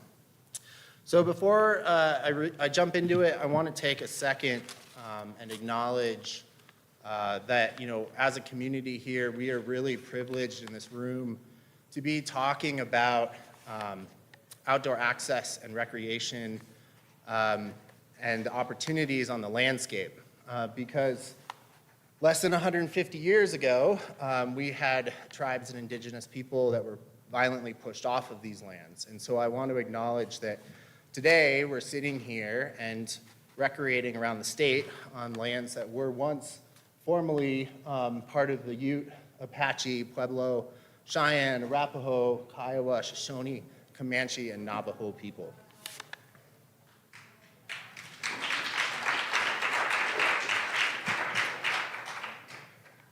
So what is Great Outdoors Colorado? We were started in 1992 by the voters of the state who wanted to see a portion of Colorado's lottery proceeds be invested back into preserving and enhancing the state's parks, trails, wildlife, rivers, and open space. And we work very hard to do that as a team. We're one of the few states in the country that have this kind of program, and so it's a really unique leveraging opportunity for communities around the state to have access to this kind of funding. Just a few key highlights. So we, over the past 25 years, or more than that, I guess, since 1992, we have invested over $1.3 billion into over 5,400 recreation projects in all 64 counties around the state. We've helped build or maintain over 941 miles of trails, protected over 1,000 miles of river, and we've also helped to conserve over 1.25 million acres of open space. Part of this investment, not only is it a benefit to the public lands and to the environment, but it's also a huge benefit to recreation and to jobs. Through our funding over this time, we've supported over 11,000 jobs. Close to 10,000 of those have been for youth on the ground. Take a drink of water here real quick. So GOCO recently completed a new strategic plan update to reflect a lot of the values of Colorado, as well as to tackle some of the big challenges and opportunities we're facing on the landscape. And so we have kind of 5 core values that we look to when when we're talking about grants and investing in communities and projects. I'm not going to spend a bunch of time today talking about those specific programs. If you're ever interested in the grants or the funding, I'd love you to reach out to me or go on our website, goco.org. But really, as a grant maker, we're looking at 5 key components. Resource conservation, so protecting open space and natural resources. Outdoor stewardship, it's a big one for us this year, really supporting projects and communities that are looking to more sustainably support both natural and recreational resources in their area. We have community vitality, so we know that investing, again, in our parks and recreation and open space brings dollars into communities. It also affords that identity and that brand for those communities, bringing more investment to those places. And then also equitable access, so identifying and knocking down barriers so that all kids and families can get outside. And also that diversity, equity, inclusion, and justice is a core foundation of everything that we do. And then youth connections, supporting programs, whether it's Youth Corps or some of our Generation Wild programs, which I'll get into in a bit, to get kids outside. So on to kind of the meat of the presentation, this confluence, again, between recreation and stewardship. So I'm speaking to a room of outdoor recreation professionals. I don't need to tell you the benefits of recreation, but I did want to pull a couple of statistics from the recent state recreation plan and just the tremendous impact that recreation makes here in Colorado. So $62 billion in economic contribution and over 500,000 jobs. Beyond that, I mean, Colorado, being outdoors is our brand. That's who we are as a people. 92% of Coloradoans report recreating outside at least every couple of weeks. And so, recreation in Colorado it's a huge economic driver. There's tons of health benefits, and it's really who we are as a community. But obviously, outdoor recreation, like many other industries right now, is in the face of a lot of serious challenges. Some of these are natural, so we have fires and flooding, forest health, climate change, wildlife impacts, and wildlife health. You think of some of these examples, and Monarch Pass up here, 90% standing dead. If that burns, what does that mean for not only the immediate effects on our trails and hunting areas for outfitters and the environment, but also 5 to 10 years after with flooding and the impacts to a potential fishery. And I know that Travis mentioned some of this earlier. And then there's also challenges we're facing around kind of being victims of our own success, right? We're seeing really a lot of crowding, overuse, degradation of some of these recreational infrastructure pieces, and then also development pressure. A lot of people want to move to these rural communities or be very close to places where you can get outside and recreate. And that has significant challenges for communities. It's a great growth opportunity, but it's that double-edged sword. So how do we as a people, as a community, as an industry, private, public sectors come together to take on some of these major challenges? I was at a conference just the other week, and Brad Udall spoke. He's the senior water researcher with CSU, the Water Center, and he always says you can never depress people into action. And so I want to get away from these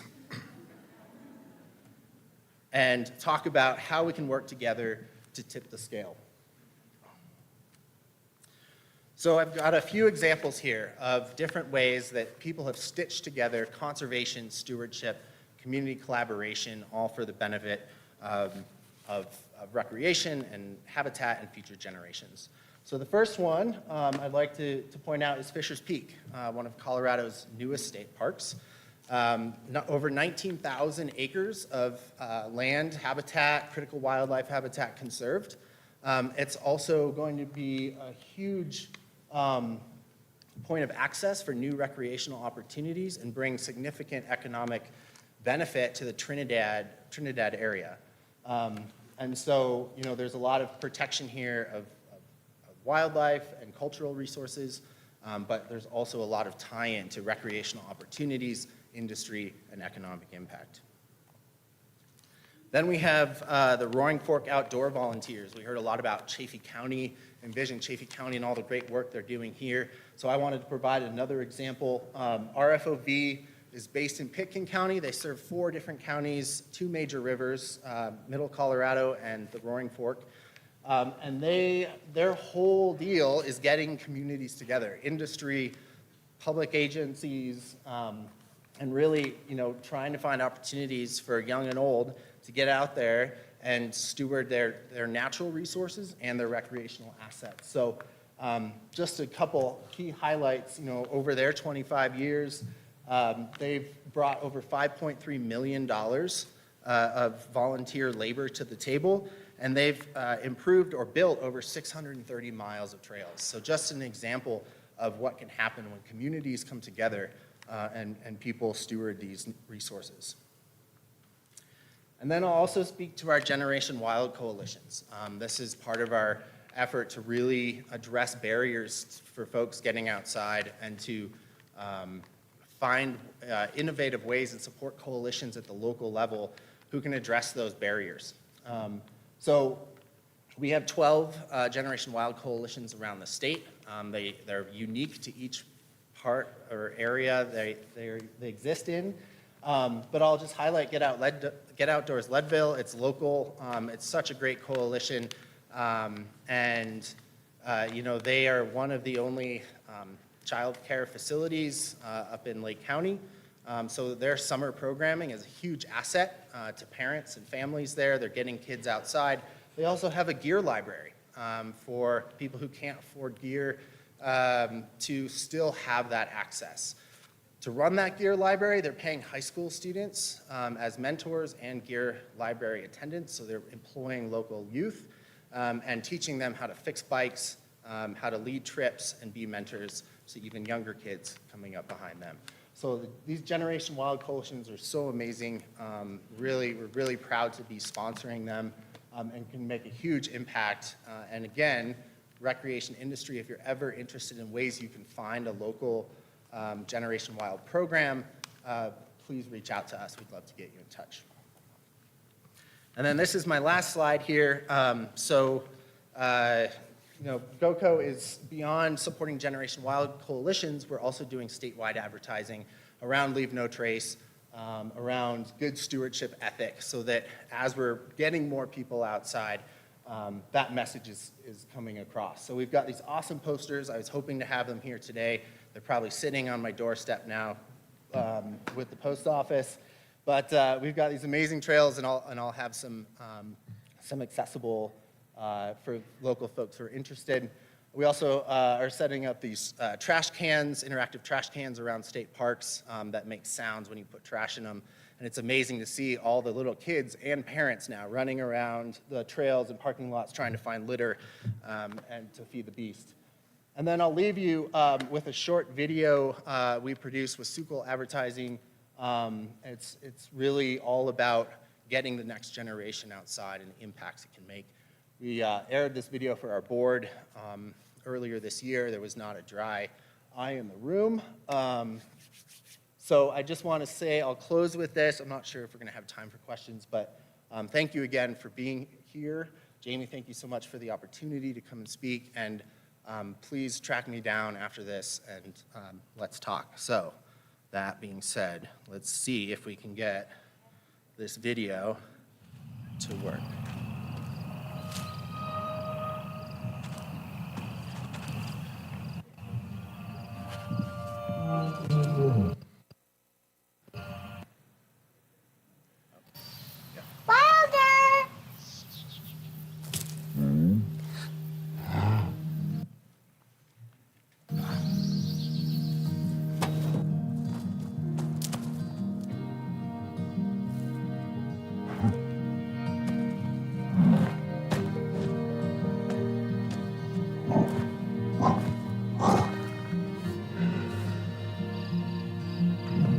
You blinked!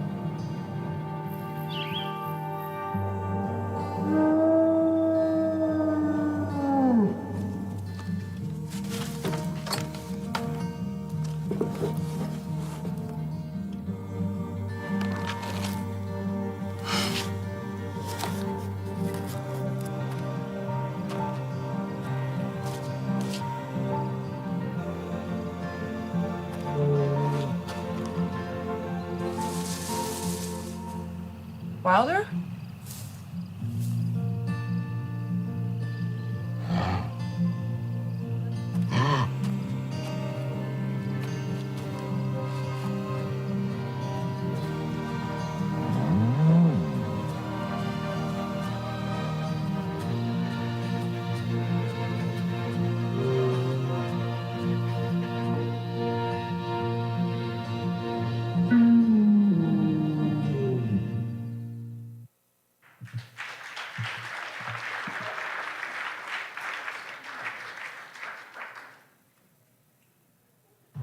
Happy, so happy, let's hit the open road. All right, so.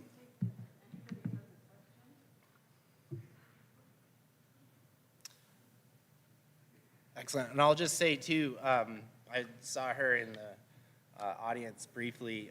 Beth Humke is here with us today. She was a huge part of getting that Get Outdoors Leadville program started, and I just want to recognize her for that. And yeah, so thank you all for being here.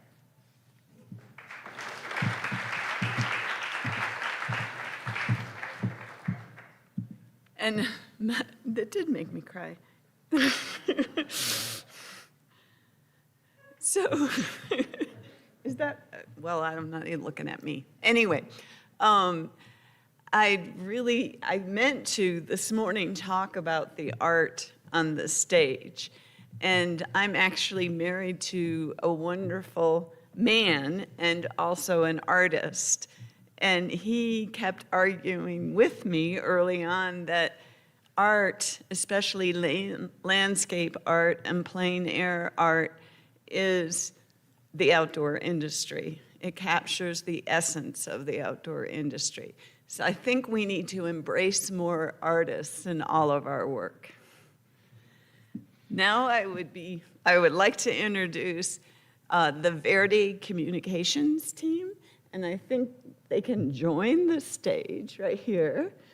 And we're so excited. In fact, when I work a lot with Startup Colorado, and I shared with Margaret and Taylor the agenda, and they were like, well, you need Verdi here.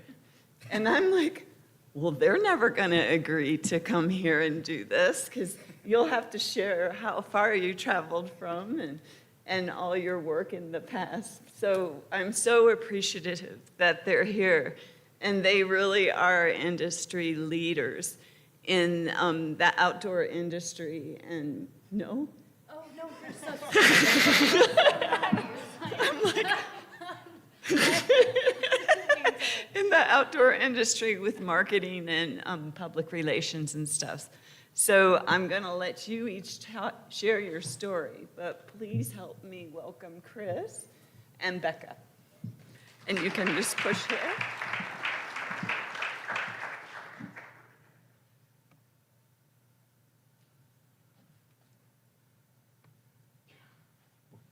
We're getting the stuff on the side. So we're seeing those notes. If you don't care, I don't care. But Oh, well, what do you care? about, We're seeing the side. sure, I don't think we have any notes on I'm afraid to push anything and have it go wrong. That's the truth. Are you okay? Yeah, I mean, if you're happy, I'm happy. I'm not happy, but.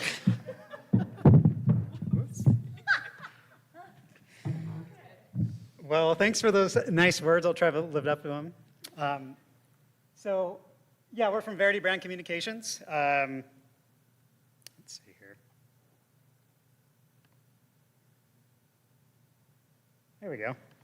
So a little bit about Verdi. So we've been in the outdoor industry for about 20 years now. We're based in Durango, Colorado. Our founder, Kristen Carpenter, started the agency in 2001.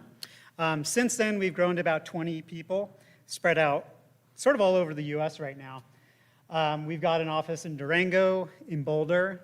I actually live in Seattle, so this is my first time out here. And it's awesome, such a cool place. So you guys are all lucky to live out here.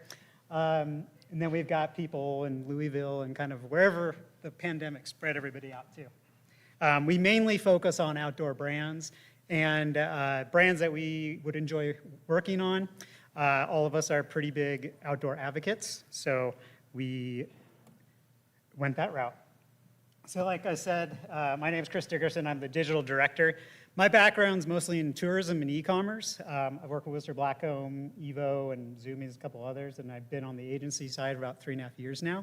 So I tried to take what we do from a PR perspective and look at ways we can like digitally amplify them to get in front of more people, so you can make more bookings for your trips, sell more products, so on and so forth.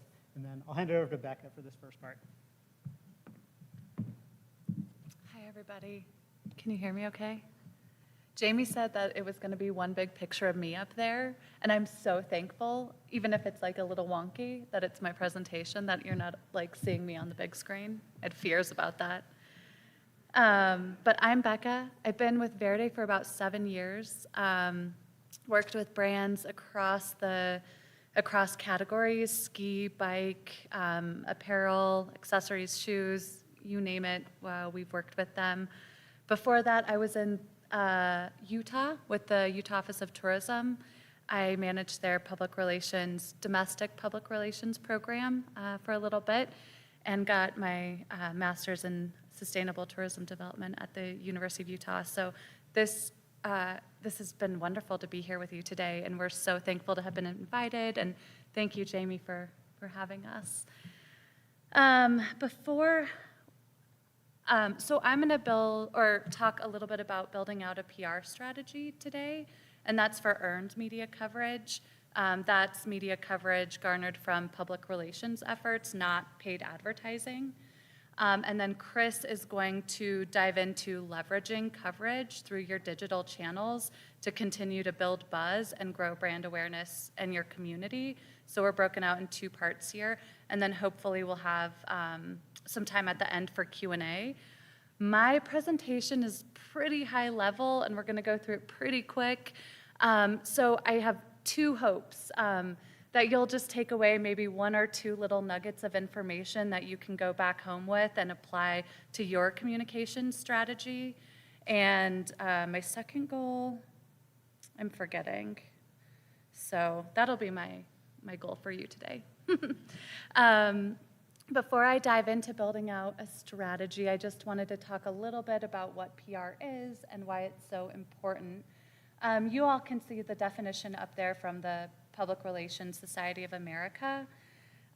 Public relations, for me, is really about sharing stories, communicating information, and in our case, doing that in a way that inspires people to get outside and travel, get on bikes, find the great outdoors. That's definitely why I work with Verde and why I love what I do. So it's a little bit more woo-woo-y than the Public Relations Society of America. Public relations is so important. It not only helps you grow brand awareness, but it can help you build trust between your organization and community, act as a third-party validator, help you boost SEO, and help you manage your reputation. Gosh, we're all living in a really fast-paced world. There's the interwebs, and there's a lot of information out there at all times. And so PR is really just a great way to rise above the noise online today and to really connect with your consumer and your community. That's really, in the end, what PR is trying to connect with your community through storytelling. So, building out a PR strategy. First things first, the first question I ask myself or my client is this newsworthy? Different announcements are best for different channels, right? Something shareable on your owned channels, which would be social media or email, or maybe even a local newspaper, are not going to be or might not be of interest to national media. So the first thing we want to ask is it newsworthy? And what's going to be the best audience for this announcement? I usually ask myself, how relevant is this? Is it innovative, an industry first? How timely is this? I'm thinking, a business announcement that supports an industry trend that we've been seeing in the news recently, or maybe a corporate social responsibility initiative with measurable results, less an upcoming holiday party or, new bed linens. Things that might be great for your, social media channels, but something that the media is just not really gonna grasp onto. The next step is creating a timeline. I usually start with the product launch date and then move back from there. The media, they all work on different lead times. Online outlets and local newspapers work on much shorter timelines than print publications. You could reach out to a local newspaper maybe a week in advance, whereas an online publication would be 3 or more months in advance, and a print publication 6 or more months in advance. When I worked at the Utah Office of Tourism, it was pretty normal to host a journalist in the summer, and then they would actually hang on to that feature until the following spring when people are actually starting to plan their summer travel. And so we, want to strategically time our coverage as people are starting to think about that activity. I also like to tell my clients to think about the timeline. Is there a way to spread out announcements throughout the year so we're continuing to stay in front of the media and our consumers? I think that ski resorts do a great job of that. As soon as passes go on sale, they'll start talking about resort upgrades, and that'll help, not only sell passes, but it helps with preseason bookings. And then they'll start to talk about winter storms coming in, resorts that are opening, events. They're continuing to come up with news to stay in front of their consumers and the media.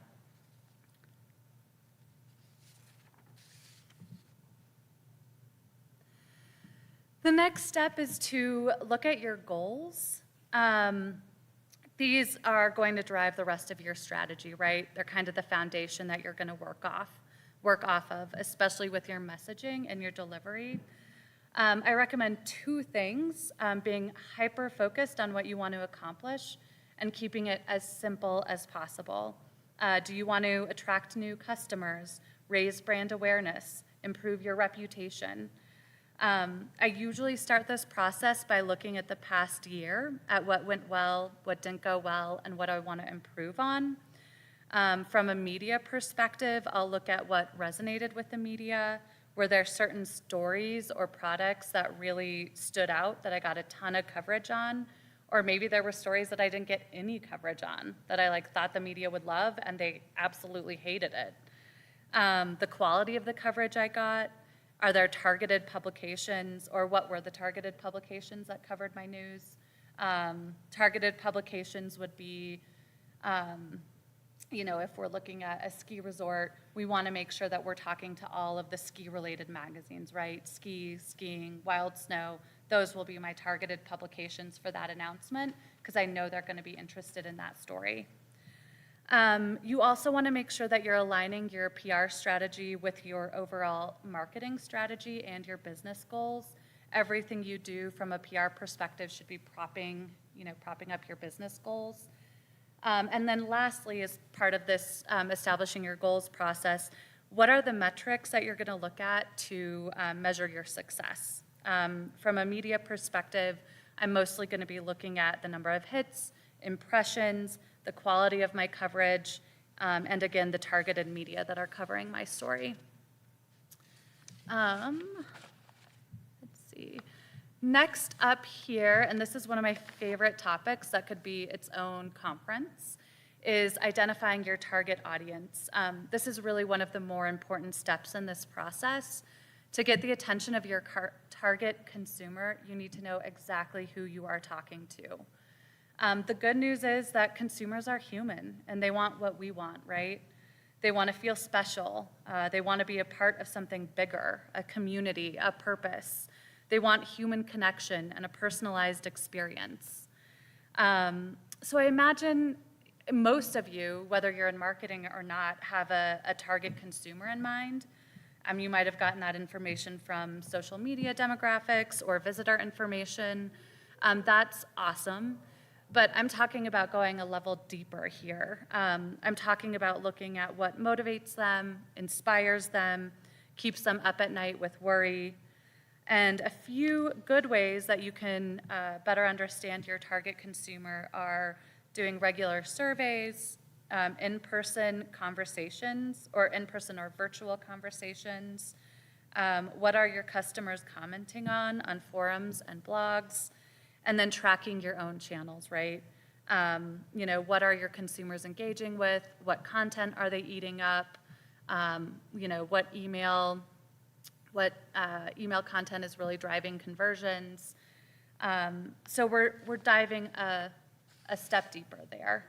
And then this is the shopper decision journey. This should also be a part of your, learning about your target audience process, or learning about your target audience or consumer.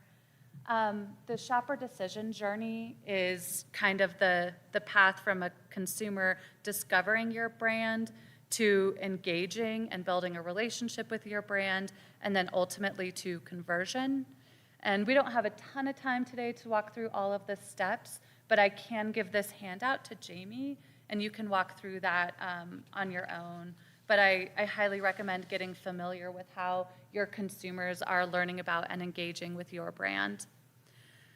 The next step here is looking at your competition. This is really getting a lay of the land, right? Seeing what else is out there.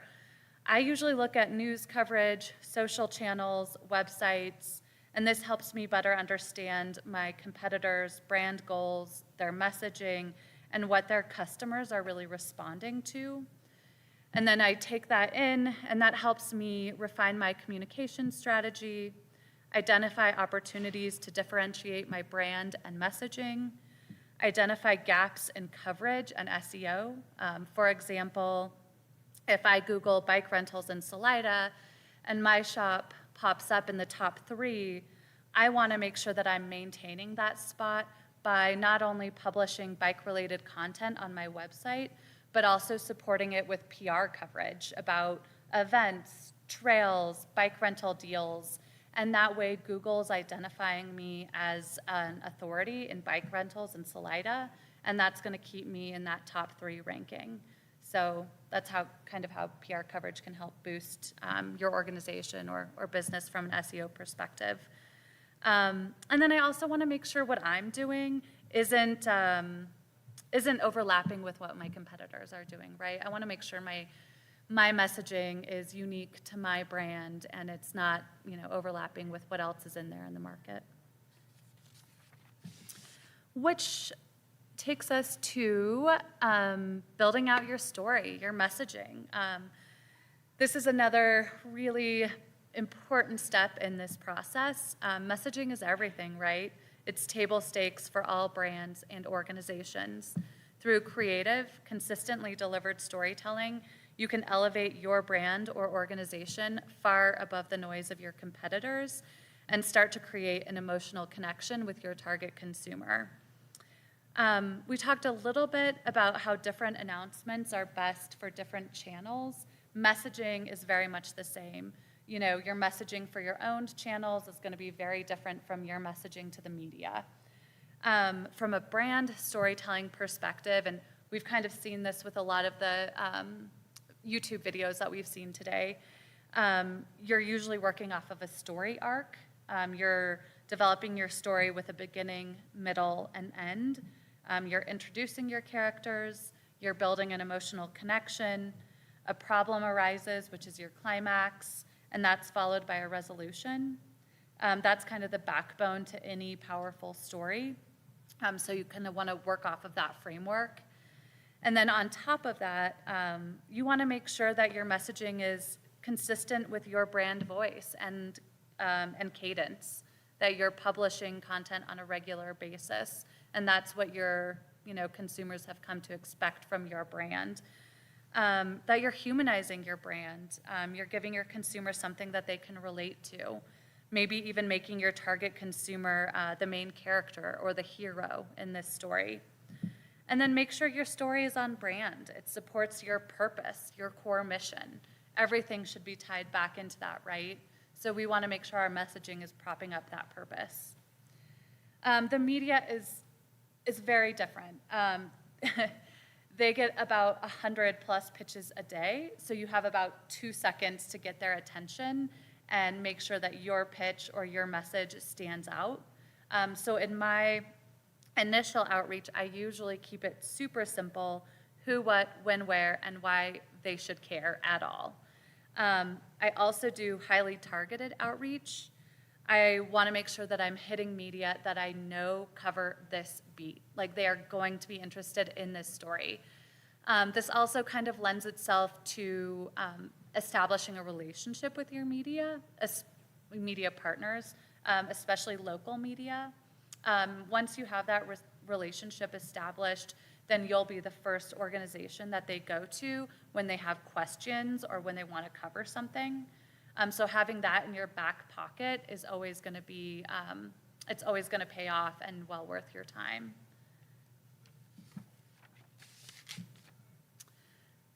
The next step here is really where the rubber hits the road, right? We've talked about our messaging, timing, our target audience, and now we want to share our news. So what are the tools in our toolkit to really get that message out there? Chris is going to talk a little bit about your own channels, like social media and email. I'll talk about from a media perspective. Usually you want to have a press release ready, something that you can share with the media that has all the pertinent information in one place. You'll want to pitch the media, which is kind of based on that timeline that we went through earlier in the presentation. And I'm a huge fan of media events, in person or virtual. You know, we're starting to move more into in-person events, and so that gives you an opportunity to meet the media and to share your story firsthand, and for them to really experience that firsthand. And that usually lends itself to the best stories. And then lastly here, as the dust settles, you want to look at your metrics that you outlined in your goals: social media engagement, website traffic, best performing content. From a media perspective, I'm looking at, again, the coverage, impressions, the quality of that coverage, the targeted outlets that covered my announcement, and that all helps me kind of better understand what worked well, what didn't work well, and how I want to optimize my strategy for future campaigns. PR is a constant learning process. I've been doing it for a long time, and some campaigns are a win, and others really just don't resonate with the media, and so you kind of use it all as information to take back and really refine your strategy. That was a lot, guys. I hope everybody was taking notes. There'll be questions after this. Chris is now going to talk a little bit about how to leverage press coverage on your digital channels to continue amplifying that message and build your community. So I'll hand it over to him.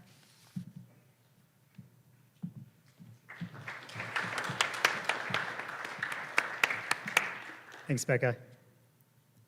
So it's a hit, now what? So the good news is that you've just done all this PR work and now you have placement. And the example I use here is Outside Magazine. I doubt any of us in here are going to be in Outside Magazine. However, a local blog can be just as important to Outside Magazine, especially when you keep Google in mind and in search intent.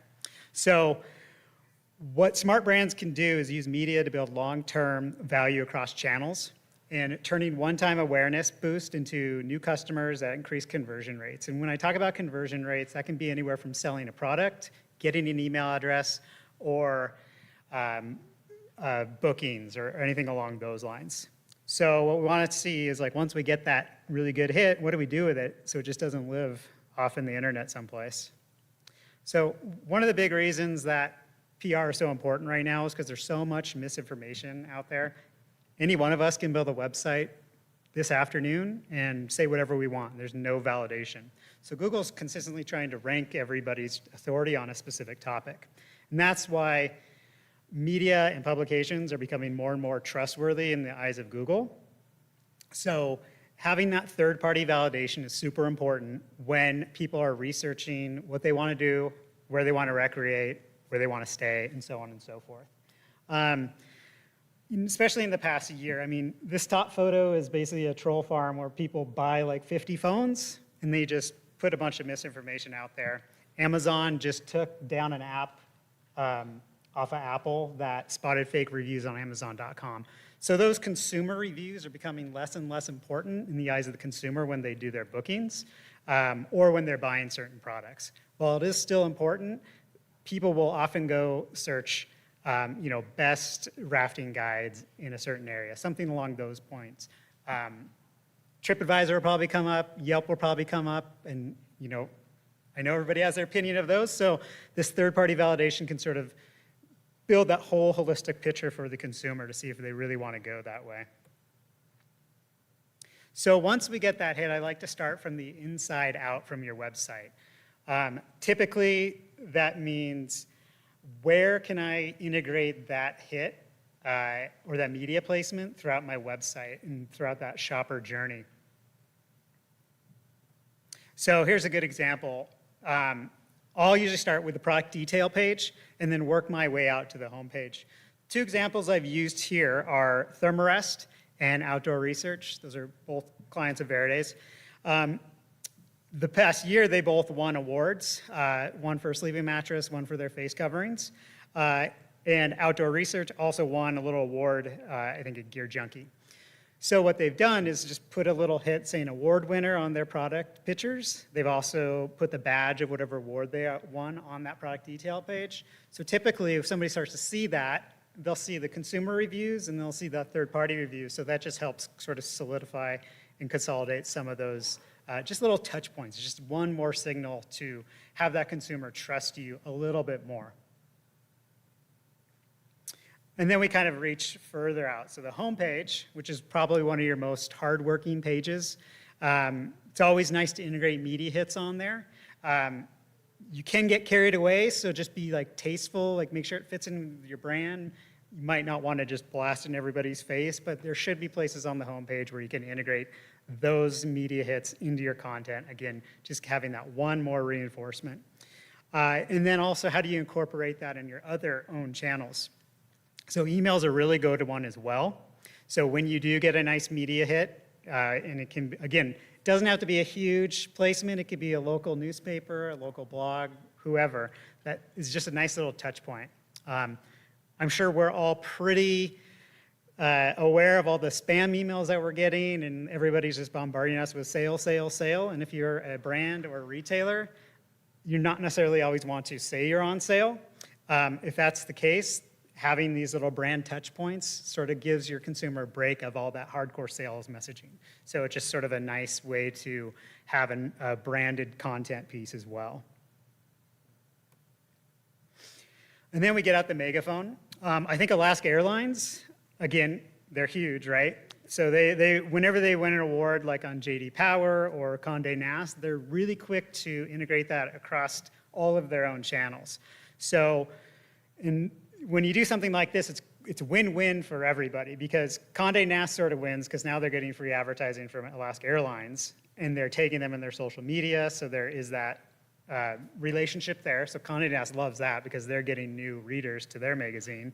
Alaska has just potentially reinforced why their customers love that airline. And then they integrate that on their website and their blog, and they continually update that constantly. So it's just another one of those validation points and how you can amplify it. You can also look at putting a little bit of money behind it in paid search and search engine marketing.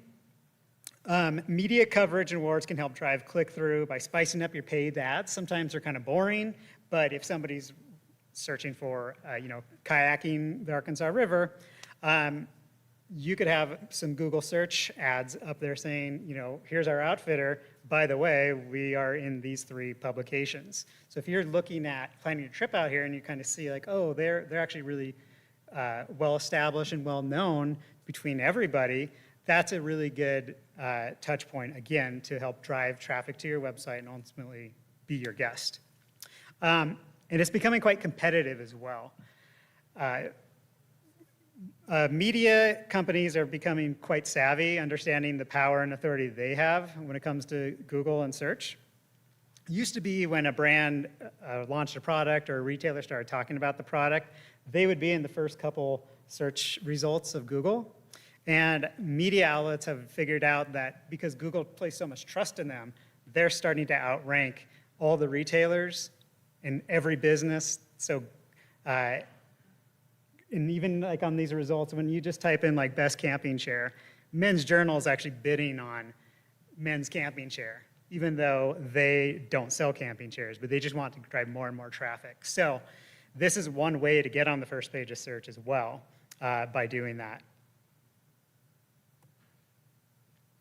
And then earned media adds value in a competitive space. So then we really talk about search engine optimization. And when you get one of those hits, how are you creating more and more content on that particular hit or that topic? So for example, if you are voted best hotel in Colorado, that's pretty awesome. So what can you do to amplify that? Is there a blog post you could do? Typically, Google likes to have a blog post that is like 1,000 words or more right now. That's well sourced and has multiple linking opportunities as well as internal linking opportunities. I know this is kind of nerdy right now, but most companies, big and small, will totally overlook doing these very simple things. If you're making content, you might as well put a couple more hours into it to really optimize it, because then that's how you're going to start showing up in search organically. You can also look at other businesses that are complementary to your business and look at ways to build out stories. How can you write a blog post on a hit that you got, say you're in top hotels? Maybe you talk to a restaurant in town, get them to talk about you in that blog post, and then everybody starts sharing that out over and over again. Another thing to look at is images. Most companies don't ever name their images appropriately. They'll just throw up an image, and it's usually all a bunch of numbers. But if you change the name to what the image actually is, Google will read that, and image search in Google is the #2 search engine. And most people, when they go to images, Google doesn't really know what it is. An example I have up here, about 3 or 4 years ago, one of our clients launched a new water bottle, and it got onto Oprah's favorite things, magically. And if you Google Oprah's favorite water bottle, our client who got in that magazine 3 years ago still has the top searched images on there. So if you do these little things, it'll pay off. And search is usually pretty slow, so it's like 3 months, 6 months, 12 months. But if you continually do it, you'll continually attract more and more traffic. And then where Google will start to see is like, okay, this company is in a specific city and they have an activity. And when that person goes to search for that activity, you've established that really tight relationship with the city and the activity. And Google knows that I'm going to serve your company's search results ahead of that other ones. And then when it also sees other PR hits, that's just going to add more validation to those search results. Because at the end of the day, I always sort of follow how Google makes their money, or any company makes their money. And if you can provide a high quality answer for a search result, they reward you for that. So just keep thinking about how you can use all these different touch points together and really figure out how to do all that. So in conclusion, increase impact and conversion by taking a holistic approach. Look at all your channels, all your friends, all your business partners, and work together and really come together and put full force behind it. And then we have a little infographic on our website, or you can just email me. And that kind of goes channel by channel on some different tactics you can take. But yeah, I think that's our portion. Thanks, guys.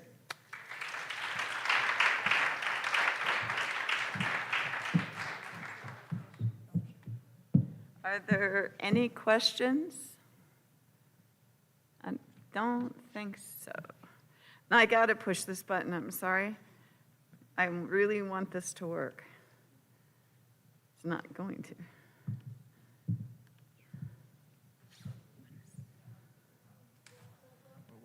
What are we doing?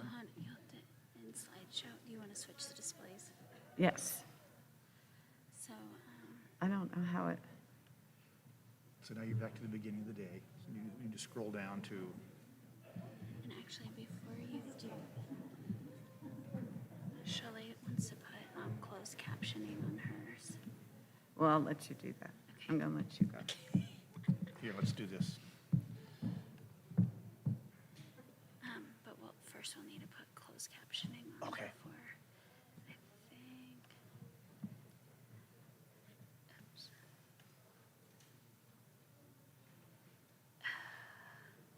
Shelley, I thought it was, isn't it right here? I think it might be under recording.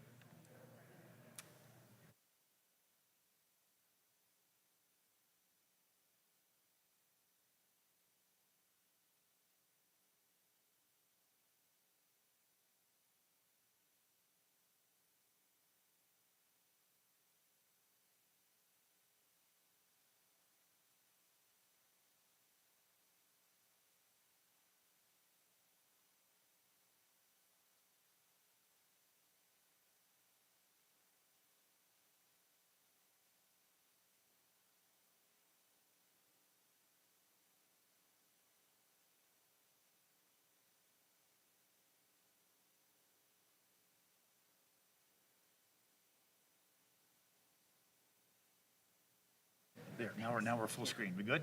Yes, very good. Thank you. Okay. Hi, everyone. I wanted to introduce you to Shelley Mirzai. I am excited to introduce you. She has worked as a merchandiser and product line manager in the industry for over 15 years, specifically in the outdoor industry, including the North Face and JanSport, Under Armour Outdoor, and so on and so forth. But in that time, she definitely has created a passion for inclusion and diversity. And so she has implemented anywhere from founding councils for DEI, but then also ensuring that she's implementing inclusivity within all of her products that she manages. So she is going to walk you through that whole process. Thanks, Cassie.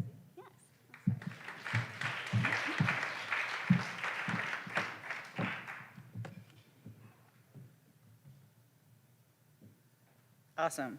We got full screen here, guys. Like Cassie said, I'm Shelley Mirzai. Thank you all for having me. I'm really excited here.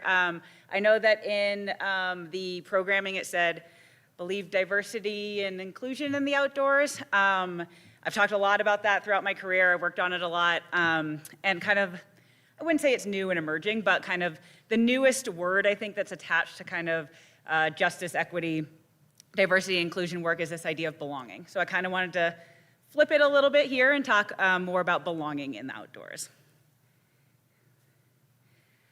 So I come from a product and merchandising background. Like Cassie said, I've been in the industry for about 15 years. But also in addition to product and merchandising is kind of my on paper resume career. I've always been very passionate about inclusive design, and I've tried to weave that into a lot of my work that I've done at all of these companies here listed at the bottom. So in the top right here are a few of the ways that I brought that to life through product. We made this, we called it the big hair cap, but this cap over here on the right, when I was at Under Armour, we were noticing that a lot of women with really big curly hair just never wore our hats. And so we went out and we talked to them. I'm a big champion of talking with your consumer and trying to figure out what their pain points are and how you can solve them.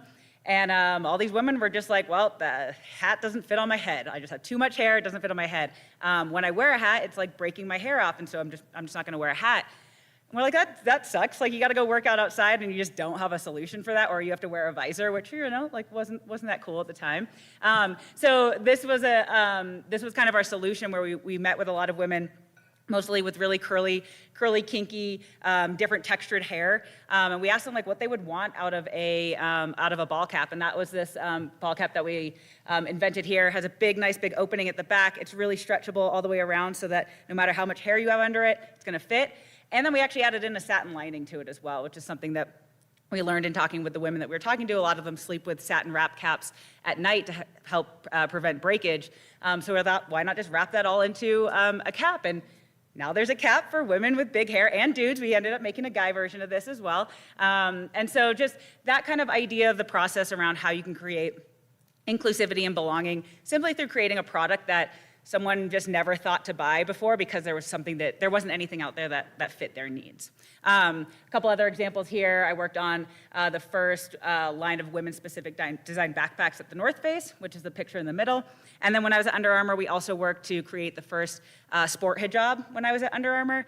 Nike had come out with one already. They did a big marketing campaign around it. But what we wanted to do is really make the best one that was actually designed through the lens of the consumer that was using it. So we did a huge market research survey in the Middle East because women in the Middle East that are wearing hijabs to work out have a very different lived experience than women that are wearing a hijab maybe in North America. And so that allowed us to create something that could be worn all over the world, not just in a more Western part of the world, but even in a place where women are not even allowed to work out in the same gym as men, or might not even be able to run outside, so they have to be working out in a gym. So just a few examples of some products I've worked on. Like I said, here at the bottom are a few of the companies I've been at, both in the outdoor industry and adjacent to the outdoor industry. And then on top of that, I've always really liked to become involved within work, however I can, to go beyond just making products or merchandising products. When I was at VF Corporation, which owns the North Face, JanSport, Eagle Creek, and Eastpak, I was a co-pillar chair for the ACE Diversity ERG. If you guys aren't familiar with ERGs, they're employee resource groups. And they are great ways that you can set up. You can set it up at a small company, big company. It's a great way to allow for employees to set up these organizations or groups that they can use to help champion ideas up all the way to the top. It also gives a lot of people just a safe space to talk about things at work, talk about problems or solutions that they might have. So I was part of our diversity ERG, which was all about celebrating cultural moments, bringing up different ideas for products that might serve different communities than the North Face or JanSport might typically think to serve. So how it started versus how it's going. This is me with my dad when I was a little kid. I am a biracial child of 2 immigrants who were undocumented when they first came here. And so for me, my introduction to the outdoors was really, that was our vacation. We didn't have a lot of money. So I grew up in the East Bay in California, and there was a very beautiful park called Lake Chabot, and it was 15, 20 minutes away from our house. And we would pack up the car every Friday, and we'd drive out there, and we'd spend the whole weekend there. My dad would set up a rope swing, and by rope swing, I literally mean it was a rope that he would tie a pillow to, and that was like our swing that we would like hang out on all weekend, and me and my brother would make up games. So for me, the outdoors has always been a place of belonging, but that is not always the case for everyone. The outdoors is not always a natural place for everyone. I know that we like to say like the outdoors is for all, but I do think as we're starting to talk about belonging, we want to make sure that we're thinking about, belonging for everyone, not just belonging through our own lens, but belonging to people that might have different lived experiences, might come from a place where the outdoors hasn't always been safe for them or hasn't always been a welcoming place for them. And with that kind of broadening of our ideas and thoughts about the outdoors, we can help to make it a place where more people feel like they belong. And then, sorry, the picture on the right is now my outdoor community now. I've been very lucky to find a very awesome and diverse group of very unique individuals that all love the outdoors in a very different way. I've been able to travel the world through my work with some of these lovely people and kind of reshape what the outdoors means for us as opposed to maybe what the outdoor industry has told us the outdoors means. So what is belonging? I think it's really important to help kind of define it. Verna Myers has a really great TED Talk, if you want to look her up on YouTube, that talks all about diversity and inclusion. And this quote is from her. Diversity is being invited to the party. Inclusion is being asked to dance. And as people have been talking about belonging, the next step to that, and the kind of the analogy, or picking up on that analogy, is belonging is being able to pick the music. So I don't know if you guys have ever been to a party or a gathering, or, I mean, I'm sure all of you have.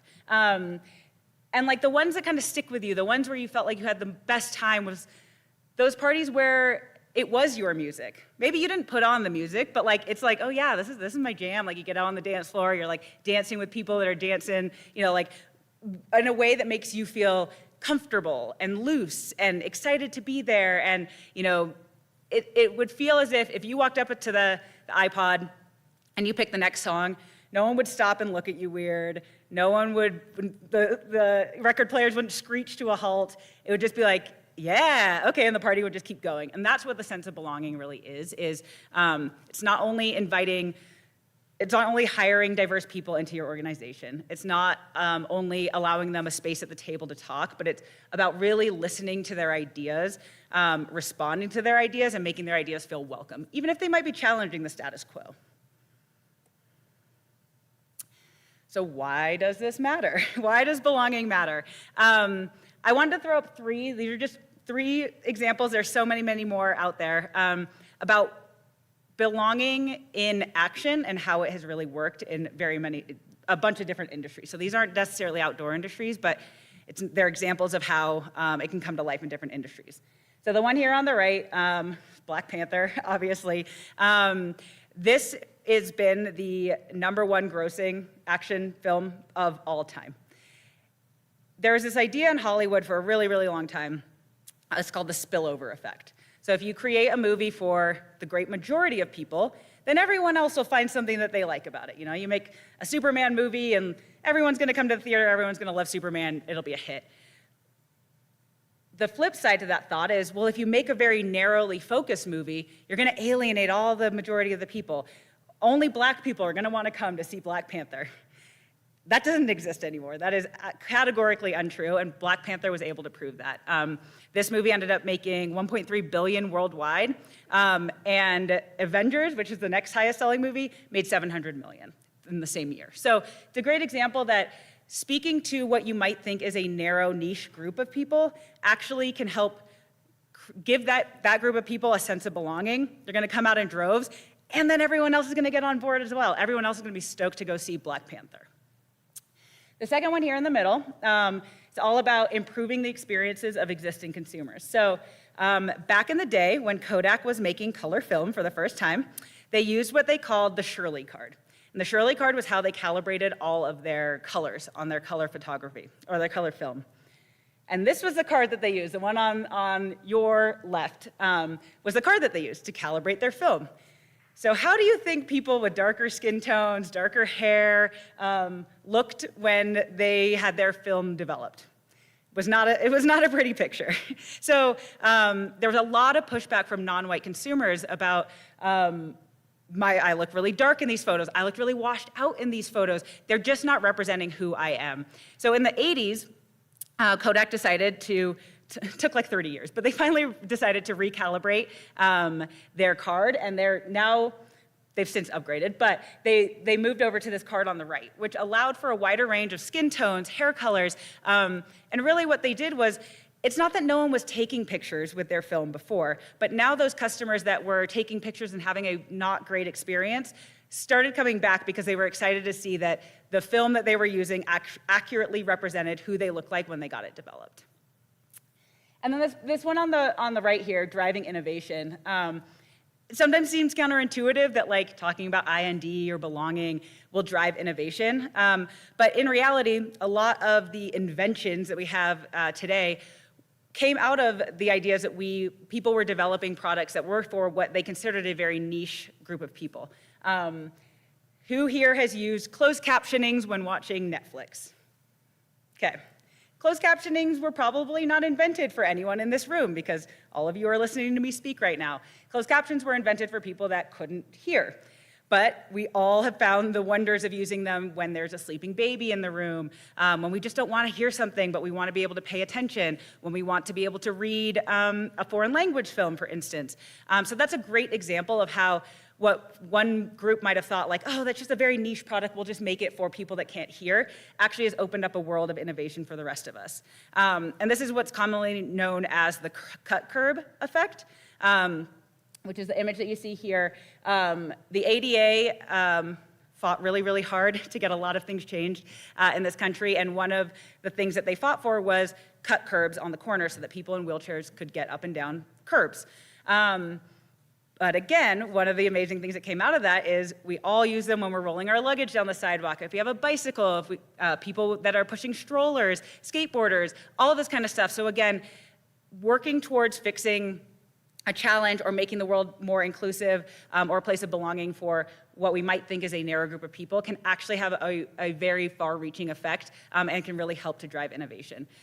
There's also a lot of really great research about companies that have the most diverse boards and executive leaders actually drive the most innovation, and they have the most profit coming from their innovation centers of any other company. So not only is it important because it's driving innovation, but it's also driving bottom line for businesses.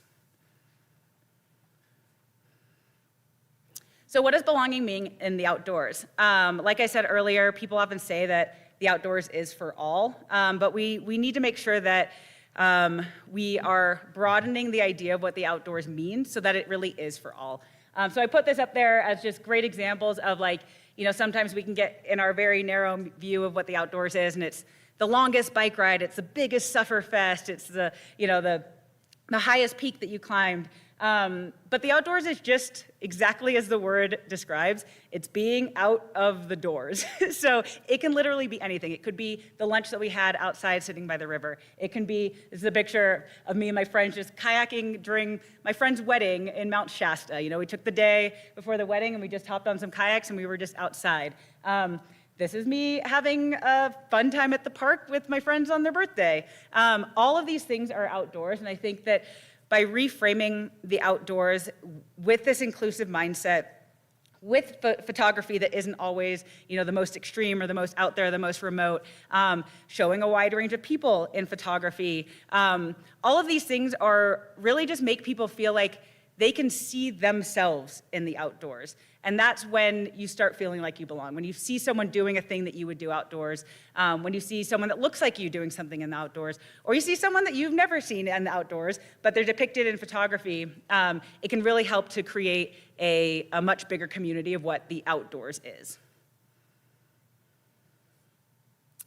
So I went really fast through all of that because what I really like to be is solution-oriented. I loved what the earlier presenter was saying is like you can't, what was it? Like you can't doom and gloom someone into change. That wasn't the exact phrasing, but I loved that. And so I wanted to kind of frame up a few ideas that I have of how we can foster belonging in the outdoors. And I would love to open it up for you all at the end of the presentation to kind of throw out any other ideas that you've seen within your companies, your nonprofits, the work that you're doing on a day-to-day basis.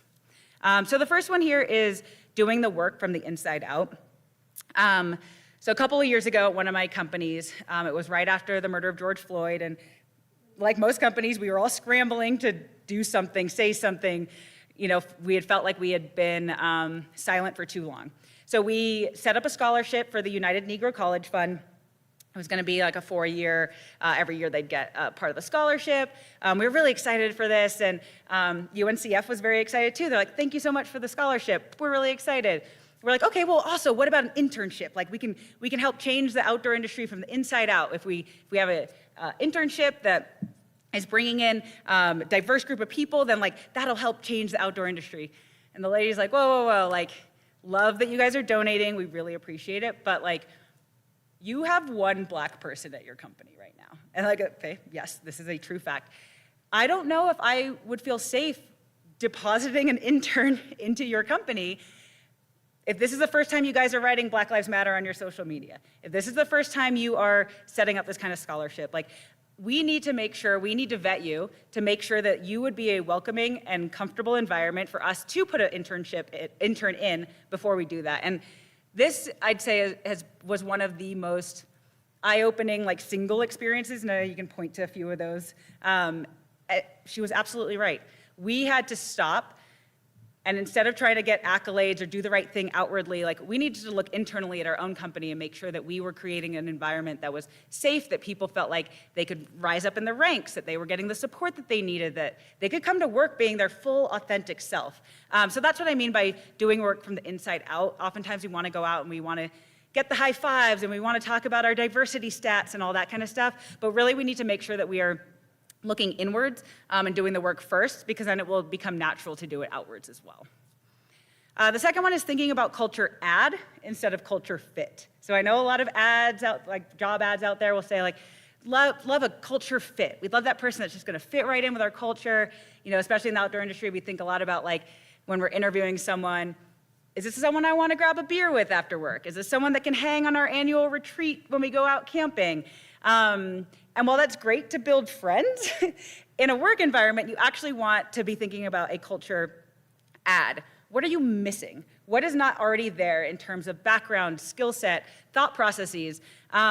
That's what's actually going to make your company and your team stronger. And it's not only about that person bringing those ideas to the table, but they need to be able to bring those ideas to the table in a way that they feel heard, and not that they're pushed away for bringing up, you know, maybe a different point of view. That's the whole point. That's why we hired a different person, because we want them to be able to bring new ideas to the table. The next one is talk to your employees and customers, listen and respond. So the response part is really important on this one. Recently there was a ski company that put up an Instagram ad that kind of was like making a tongue-in-cheek joke about abortion access in Texas. It was not very PC, it was not very welcoming to people that give birth to children. It was not very welcoming to people that might need access and might not have access to abortions. So a lot of people called out this company and said, hey, this doesn't make me feel included, it doesn't make me feel belonged.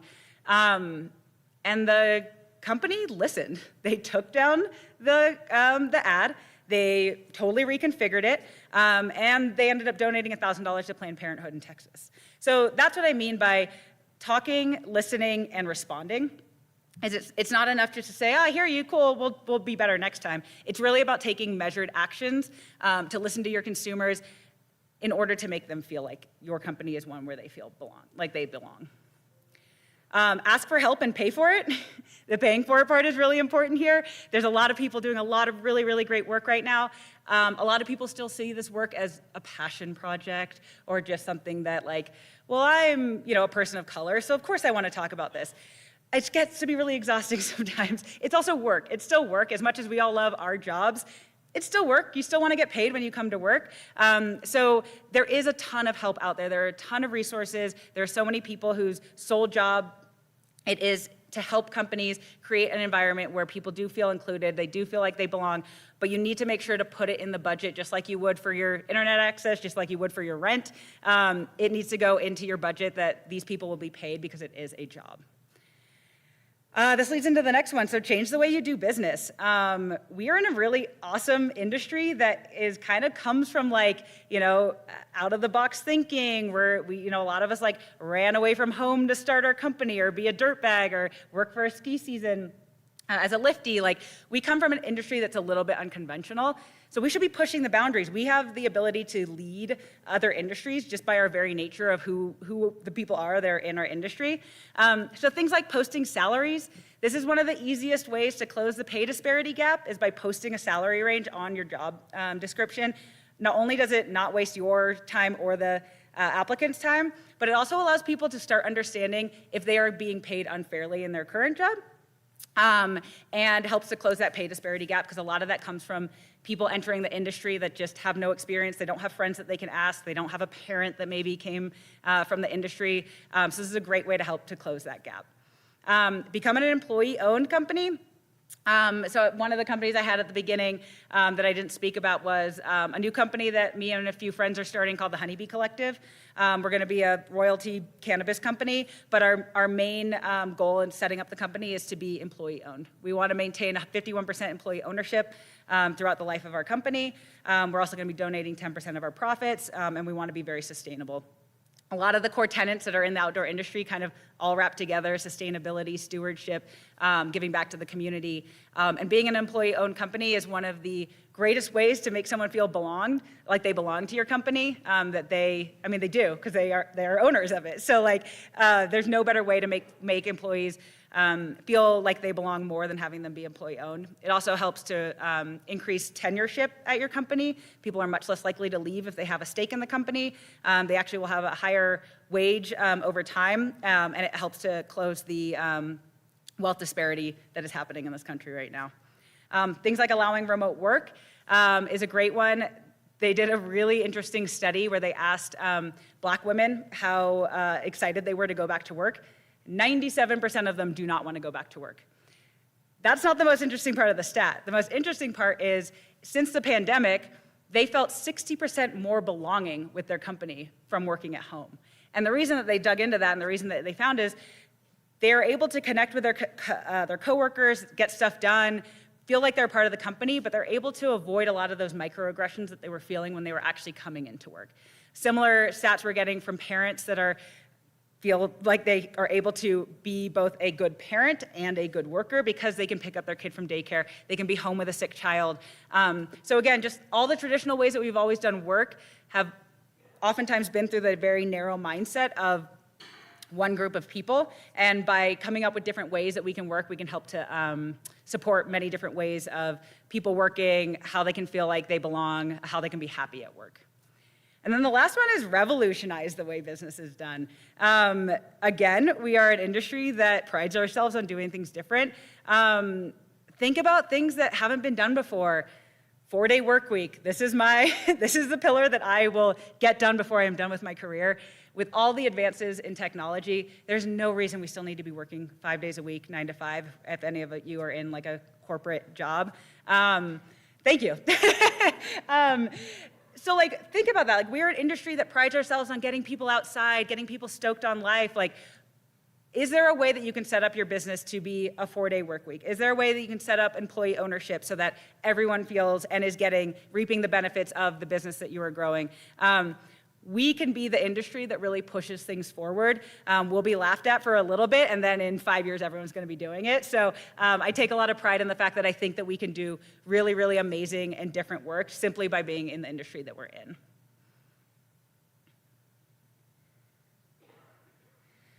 So Amber Cabral, look her up on LinkedIn. She is amazing. She does a lot of corporate work. She's one of those people that this is her job, and she is amazing at it. So I would definitely give her a follow on LinkedIn. But she had this great quote: "Growth is on the other side of discomfort." And this should be a concept that is really, really familiar to all of us. So this is a picture of me on my first mountain bike ride ever.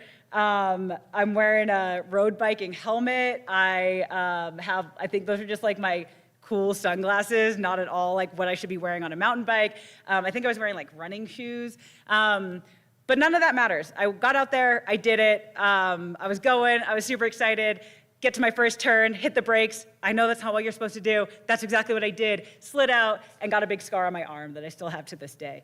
But this is a great example of I'm a mountain biker now. I go out with my partner on like really scary rides, and I get it done. And if I had not gone through the discomfort of that first time, whether it was just like the embarrassment of just being a total outsider and have no idea what I was doing, to the like physical, actual discomfort of hurting myself, I never would have gotten to where I am today as being a mountain biker. And this applies to all of this work. Like, this work will never feel good. You are always going to feel uncomfortable. You're going to get called out, and it will be rightfully so. You are going to say the wrong thing. You're going to embarrass yourself. You might even harm someone in all the work that you're doing. But it's so important to keep doing the work. It's so important to keep asking questions, learning, reading, growing, just being a different person than you were yesterday, because that really is where the end result of all this work is going to come from, is all of the hard work, all of the discomfort, and all of us doing it together is really just going to make a more amazing, beautiful community, especially within the outdoor industry, that does feel more like a place that more people can belong to. So I just want to throw up a few resources here, again, on that idea of like, what can we actually do about these things? Hue is a really awesome job board that highlights people of color. They're more in the realm of marketing, but a really great, awesome place to start if you are looking to hire more diverse people onto your team. We are the outdoor industry, so Basecamp is a really awesome Facebook group that also is a job board. They're having really, really interesting conversations on their Facebook group about things like pay disparity, diversity in the outdoors, especially from a marketing lens, diversity in body sizes, all that kind of stuff. So it's just a really interesting Facebook group to be a part of. You can also throw questions on there and get answers from, I think it's like a group of 30,000 people at this point. So it's a really awesome resource for learning, and also they have a job board. Camber, I love. I've been part of their mentorship program, both as a mentee and a mentor. They're really pushing diversity in the outdoor industry. They started more focusing on women, and now they broadened it just to more diversity in general. But really awesome resource. Your company can sign up for their services and have have access to a host of information. They do a lot of research surveys. They also have a job board. And then, like I said, I love their mentorship program. If you ever get a chance to be a part of it, it's really powerful.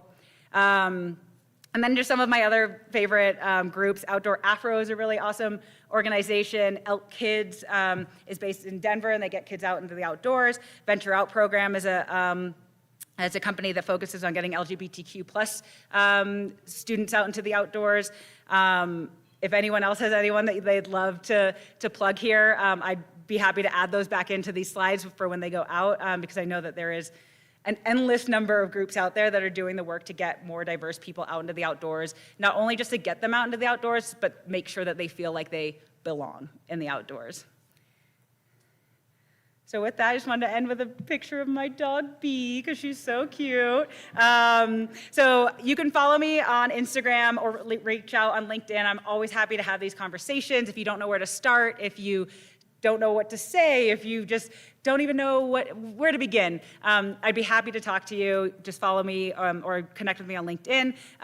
Bee is Bee the Mountain Dog on Instagram if you want to follow her. And then the Honeybee Collective is also on Instagram. We're just getting started, so if you want to follow us now, we're hoping to launch in February. And like I said, we're really pushing this idea of employee ownership as an important part of the cannabis industry, and I think it's a really important part of the outdoor industry as well. So with that, I'll open it up to questions.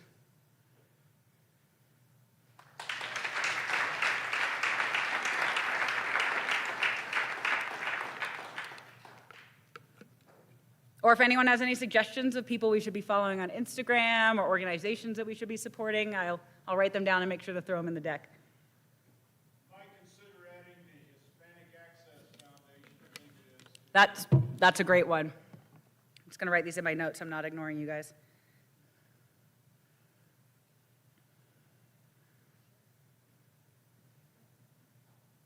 Thank you.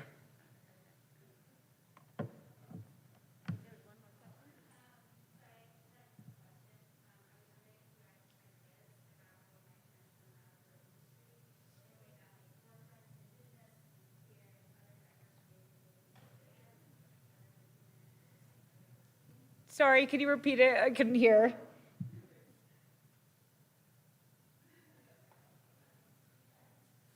It sounded like you had a really good, meaty question, too, so I want to hear it. So I was just wondering if you have ideas about how we might transform the outdoor industry in a way that forefronts Indigenous, queer, and other diverse ways of relating to the land, other than human, as well as different diverse human populations, or how do we move the outdoor industry and fields associated with environmentalism away from Western and heterocentric structures that are perhaps harming our land and harming our communities in different ways? Yeah, that is an amazing question. I actually had in my notes here that I didn't cover. I mean, a lot of the ways that we even just talk about the outdoor industry is very much through a white Anglo-Saxon point of view. We often, as outdoor industry people, quote John Muir, and he actually thought that we should remove Native people off the land so we could have a pure outdoor experience. So it's a lot. It's a very weighty question, and I will never pretend like I have the answers to that. I do think that the root of a lot of this is to listen, learn from, and pay those groups that you identified, LGBTQ groups, indigenous groups, Black, Hispanic, Asian, like, let's get the mindset of what the outdoors is out of the very narrow view that it is right now, because the outdoors exists all over the world. The idea of the outdoors was not invented in the US or Europe. So I think understanding that and creating an outdoor space that kind of encompasses all of those ways of enjoying the outdoors, not just in the ways that have been pretty traditional here, is probably the first step. But I would say listening to and learning from all of those groups is the surefirest way to realize that we do not know anything. We know a very minute amount of information that we could be using to make the outdoors more equitable for everyone. Awesome. Yeah, thank you so much. I appreciate that. Thanks for the great question.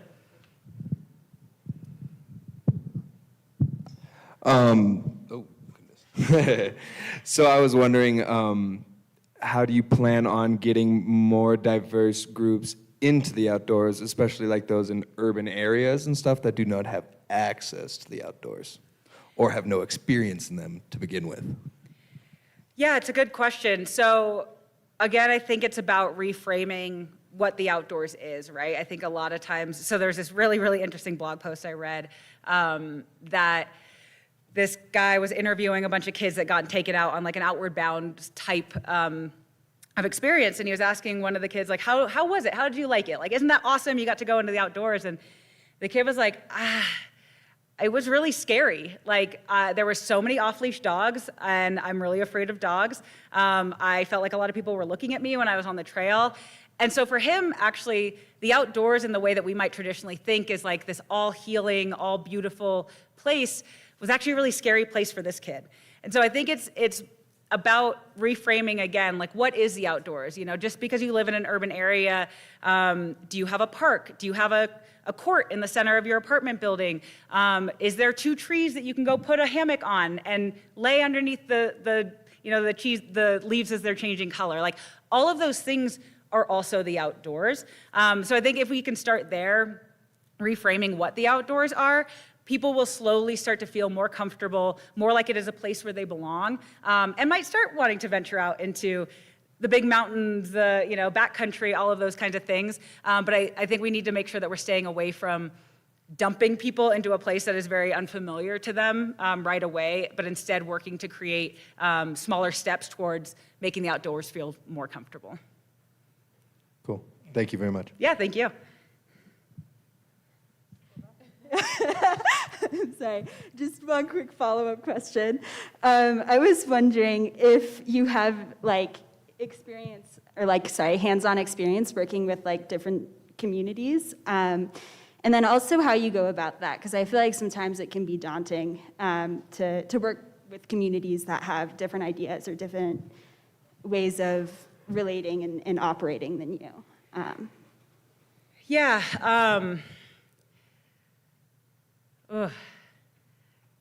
I think it goes back to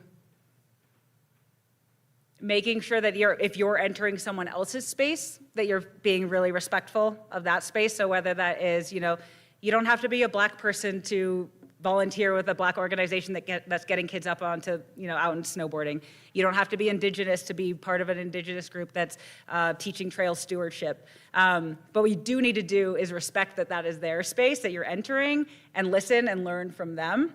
So I think that's where, I think a lot of I go back to it is very uncomfortable work. It can feel like you don't want to say the wrong thing. You don't want to come off as insensitive, all these things. And if you enter into these spaces with the mindset of listening, internalizing, being quieter maybe than you normally would, you'll find that you will learn a lot really, really quickly. And I think that you'll also gain the respect of the group that you're working with much faster, because you aren't there to change things, you're there to learn.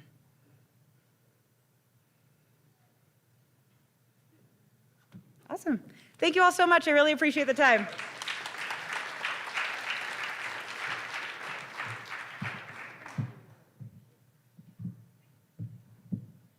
That was incredible, wasn't it?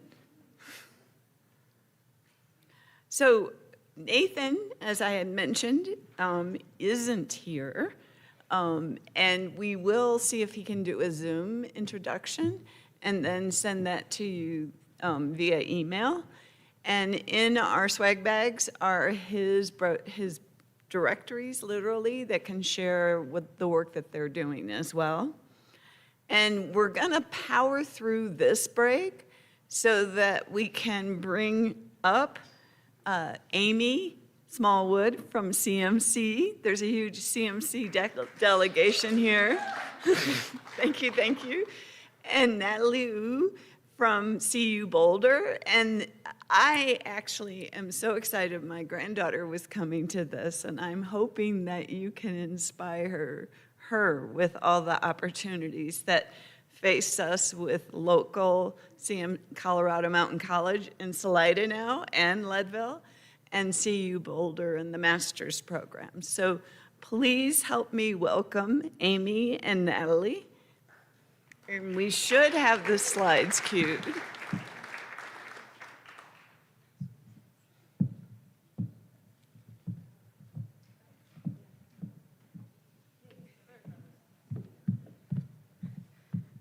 Hi. You all have sat for a long time, so I hope you don't mind sitting a little bit longer. And thank you for all the amazing things that we've heard so far. I've been so inspired by so many of you today, so thanks for that lovely talk about belonging. So important. Let me see if I can get these up. Oh, it is up. Awesome. Can you show the slide?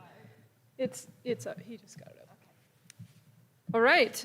So we are going to sort of wrap up the talks today, just talking a little bit about education and some of the opportunities that we have. And as Jamie mentioned, we do have a lot of CMC folks here representing the college. And I just want to remind everybody, we're your local college. We're excited to have a new campus here in Salida. And we've got a great contingency of students here, many of whom have been asking great questions today. And probably many of them are looking for jobs. So if you're hiring, seek them out. So a little bit about me. I came back to CMC 3 years ago, but I was born in Leadville, grew up in Buena Vista. So this is my home. This is my stomping grounds. And I have seen the valley change dramatically from when I was a kid, and especially in the outdoor recreation industry. And after I left for college, I was involved in guiding. I was a ski patroller. I've done a lot of work in the industry, mostly on the service side of the industry. And then I've been teaching in higher ed for almost, over 20 years now. So the reason I'm standing here for CMC and not some of our other wonderful CMC folks is I'm the program director for the outdoor studies programs at the college. And just want to let you all know some of the things that I think make CMC distinctive. We are committed to being a very accessible and affordable institution, and that's one of the things I really love about the college. If you live in one of our 11 districts, you get a really, a tuition rate I've never seen before, quite honestly. And we are open enrollment, so all you need to do is apply. There's no fee. Anyone can come and take classes at CMC. So I love that about the mission of the college. We have a lot of different ways to interact with the school, so hybrid programs, online, face-to-face, live stream, you name it. So lots of ways and lots of campuses as well. So we're located here in Salida and Leadville, but also all across Western Colorado.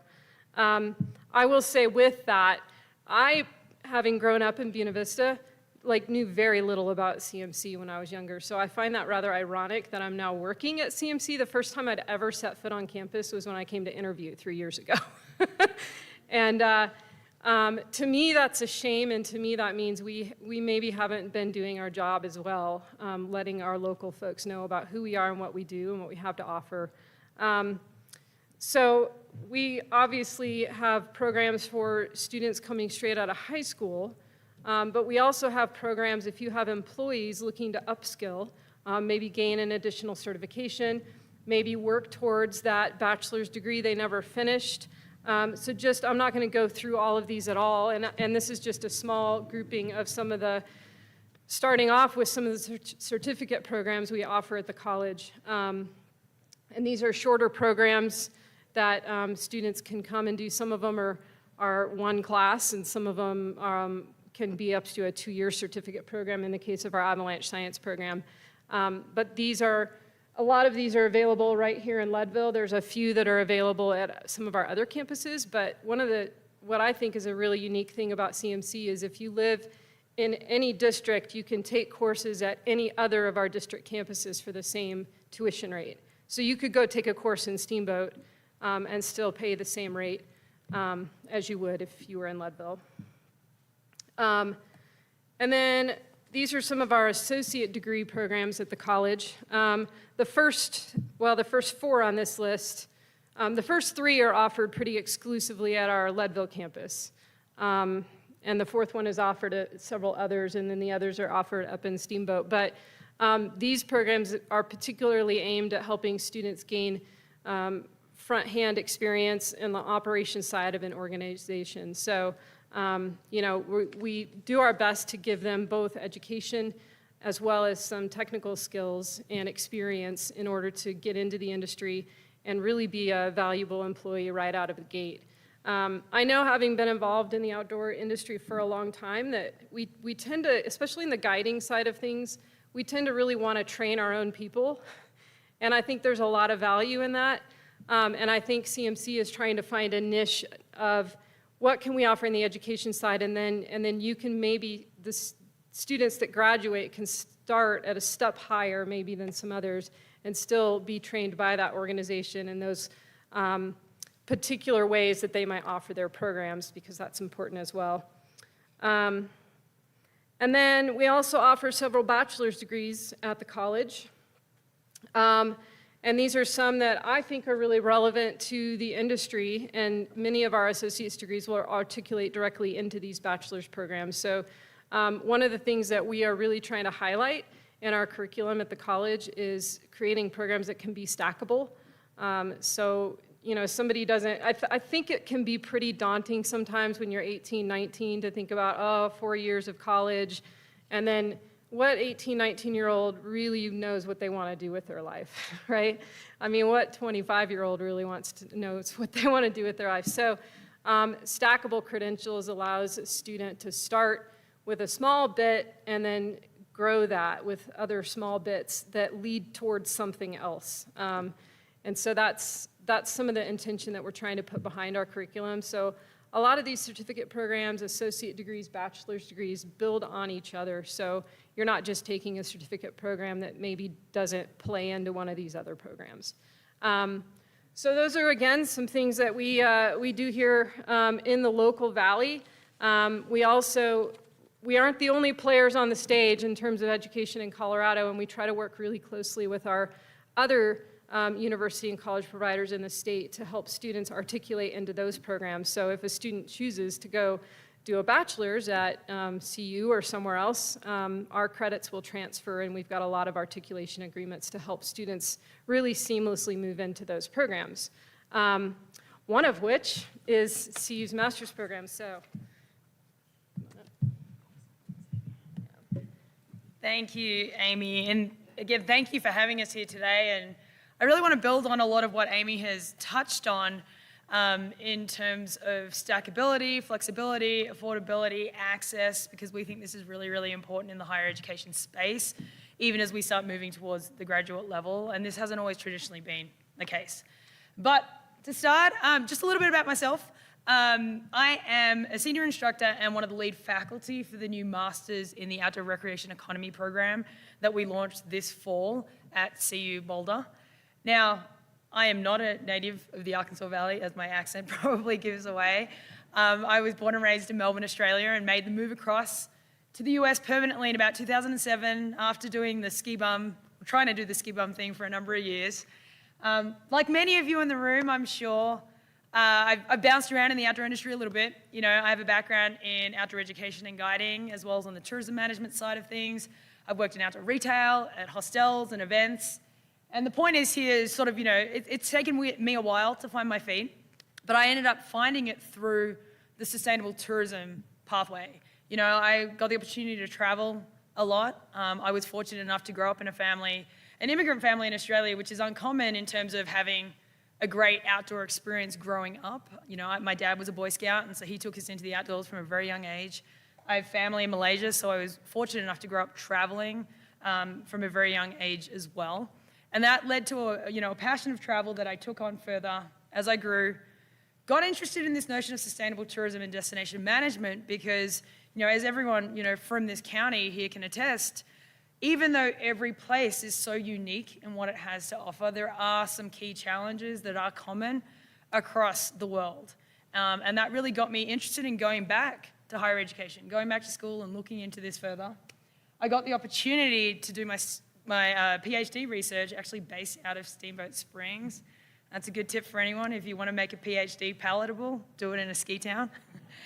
But I looked at some of the social and cultural issues of mountain resort development. Like, we're very well versed in the environmental side, but often we overlook some of the social benefits and the cultural benefits that come with tourism and the visitor economy, but also some of the challenges and what it means to our sense of community and sense of place and the culture and heritage that makes places special. And so that opened the door actually to 7 years working up at CSU, helping them to launch a program specific for the ski industry.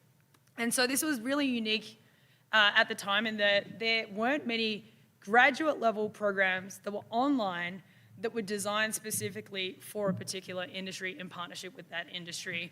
And that was in response to the ski industry in Colorado and the US reaching out and saying, hey, we need to become more professionalized. And so my experience there is sort of put me in good stead to move across to CU and help them launch this new Masters in the Outdoor Recreation Economy program that's really in this same vein. We're really dedicated to working closely with folks like yourselves in the room, as well as in this broader outdoor recreation economy space, and making sure that we're offering professional programs that are addressing the skills and the knowledge gaps that you're seeing amongst yourselves, amongst your employees, and that you want addressed moving forward so that we can build a much more resilient, sustainable, and equitable economy. And so just quickly, a little bit about our program. As mentioned, it is brand new. We launched this past fall, and we see ourselves as being an online interdisciplinary professional practice program. And what we mean by that is, we looked at the landscape before coming up with this program, and there's a lot of great work that's already being done out there. I have a colleague, Ethan Billingsley up at CSU who runs the Adventure Tourism program. There's a Masters of Tourism Management program up there. CMC does a lot of great work in that certificate, associates, undergraduate space on the technical side as well as on sort of the professional side as well. We know that Western has a great MBA that they've recently launched as well in the outdoor industry. And so we were like, well, why are we entering into this space? Is there a need? And we reached out to a lot of different stakeholders, some of whom are in the room here today. And one of the things that we noticed was missing was a lot of the programs that exist in this graduate space are really focused on the business side of the industry, which is extremely important. But as so many of the speakers have highlighted today, the outdoor recreation economy is so much more than that. And so there wasn't a program that really looked at the economy as a whole and really acknowledged the fact that to build a really resilient economy, what we're looking at is this intersection between sustainable leadership and business practices, community economic development, and then of course, because so much of the fantastic assets and amenities that we rely on are on public lands, having that strong understanding of public lands, policy and advocacy as it relates to natural resource management is really crucial as well. And so I want to emphasize here is that we see ourselves as higher education institutions as being part of this amazing ecosystem that's in the room. So whether you're representing your community, a private business, nonprofits, government agencies, or you're just passionate individuals who see the value in investing in and developing the outdoor recreation economy, we also see ourselves as part of that because we want to make sure that we're helping to educate folks in the room, but also this next generation on how to really build a more equitable, inclusive, and resilient economy, as I mentioned. And I'm really glad that Chalet spoke before us because I think this focus on equity and inclusion is something that's really at the core of what we're trying to do. It's something that runs through all of our different focus areas, and I'll touch on that a little bit more as we move forward. So we serve a wide market. Obviously folks who are working in the outdoor recreation economy right now, who are looking to build career opportunities. we offer the professional development and continuous education that CMC also does. And we're also, wanting to highlight the fact that you may be a really successful business owner, but recognize that, hey, more and more of my guests or my consumers are looking towards more sustainable business practices. And so it would benefit me in this sort of environment that we're working in that is more volatile, that is more uncertain, to learn about how to, incorporate some more sustainability practices. We're also looking for, to help folks who are looking to transition into the industry. COVID has been an amazing, I think, wake-up call for a lot of folks, as was also touched on earlier today. And we've had a lot of interest in our program from folks who are coming from a whole range of different industries, 10 plus years of experience in logistics management, in journalism, in marketing, in IT.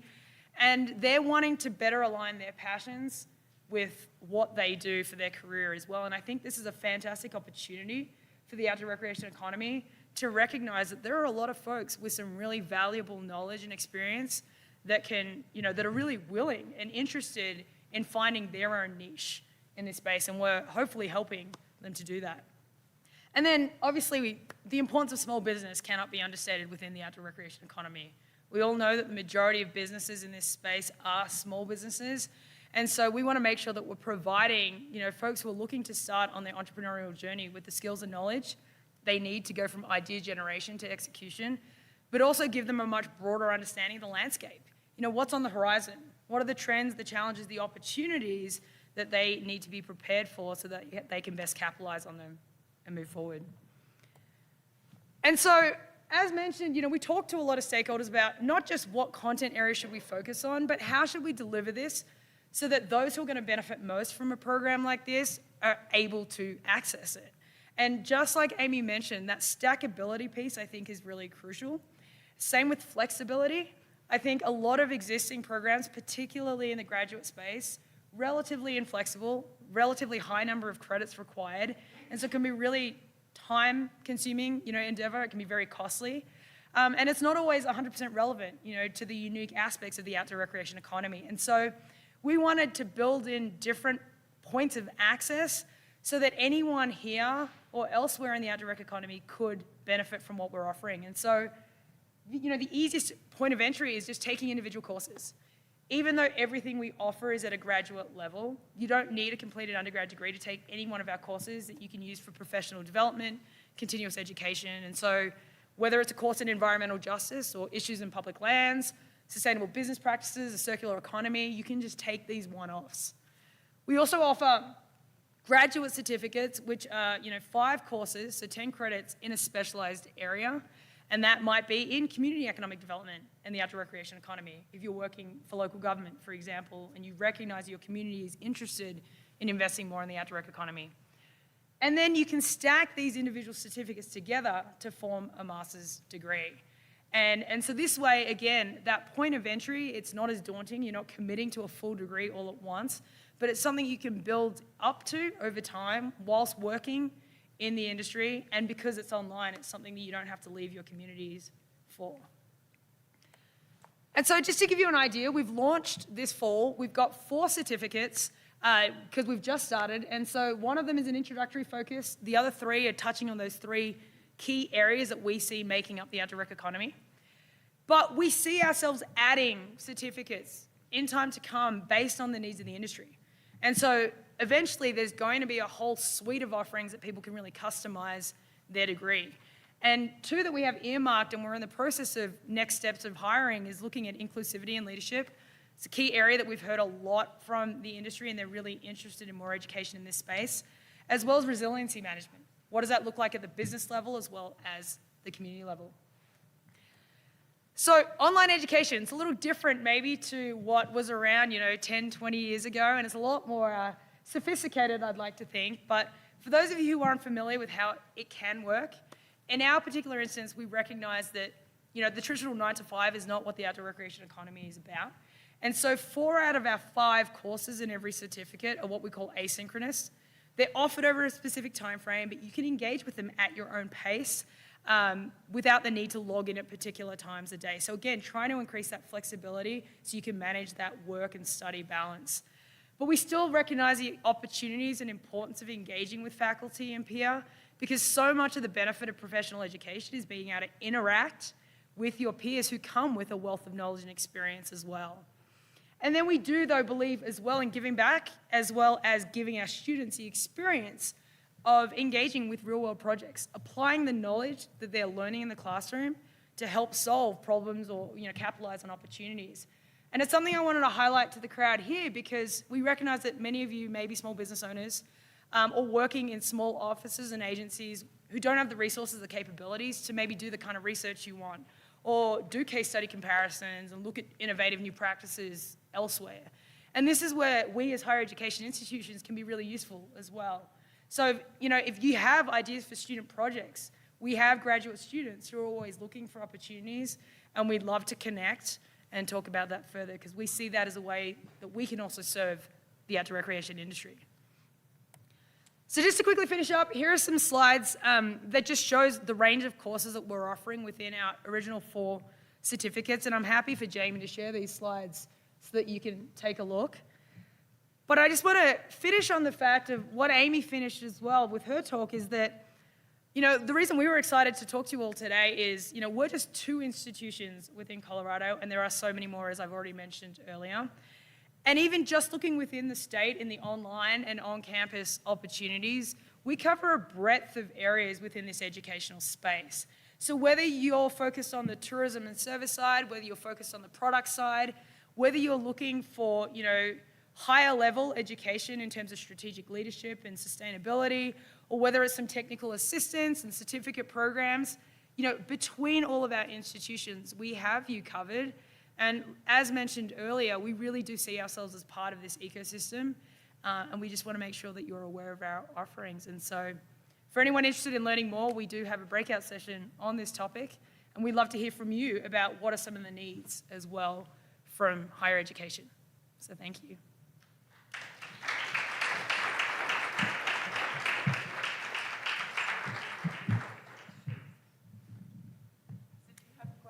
Yeah.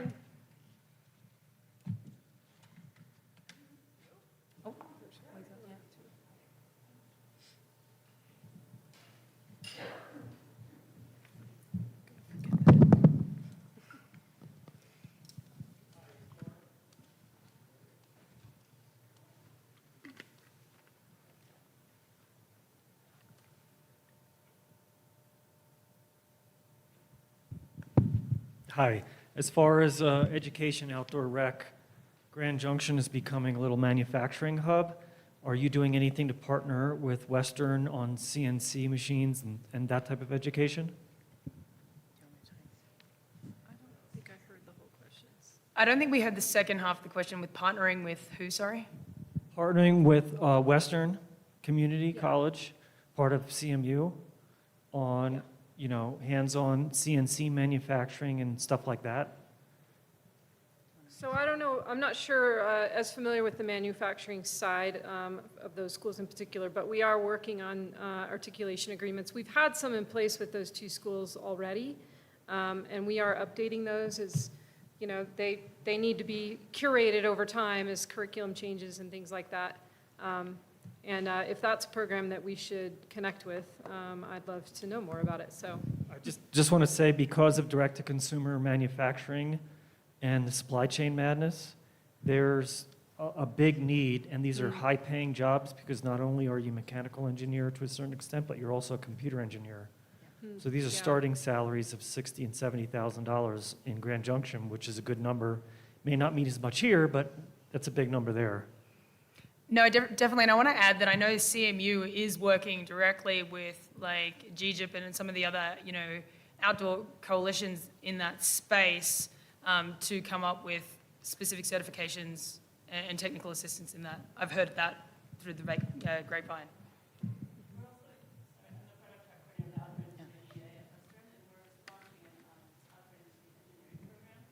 there you go. That's, yeah.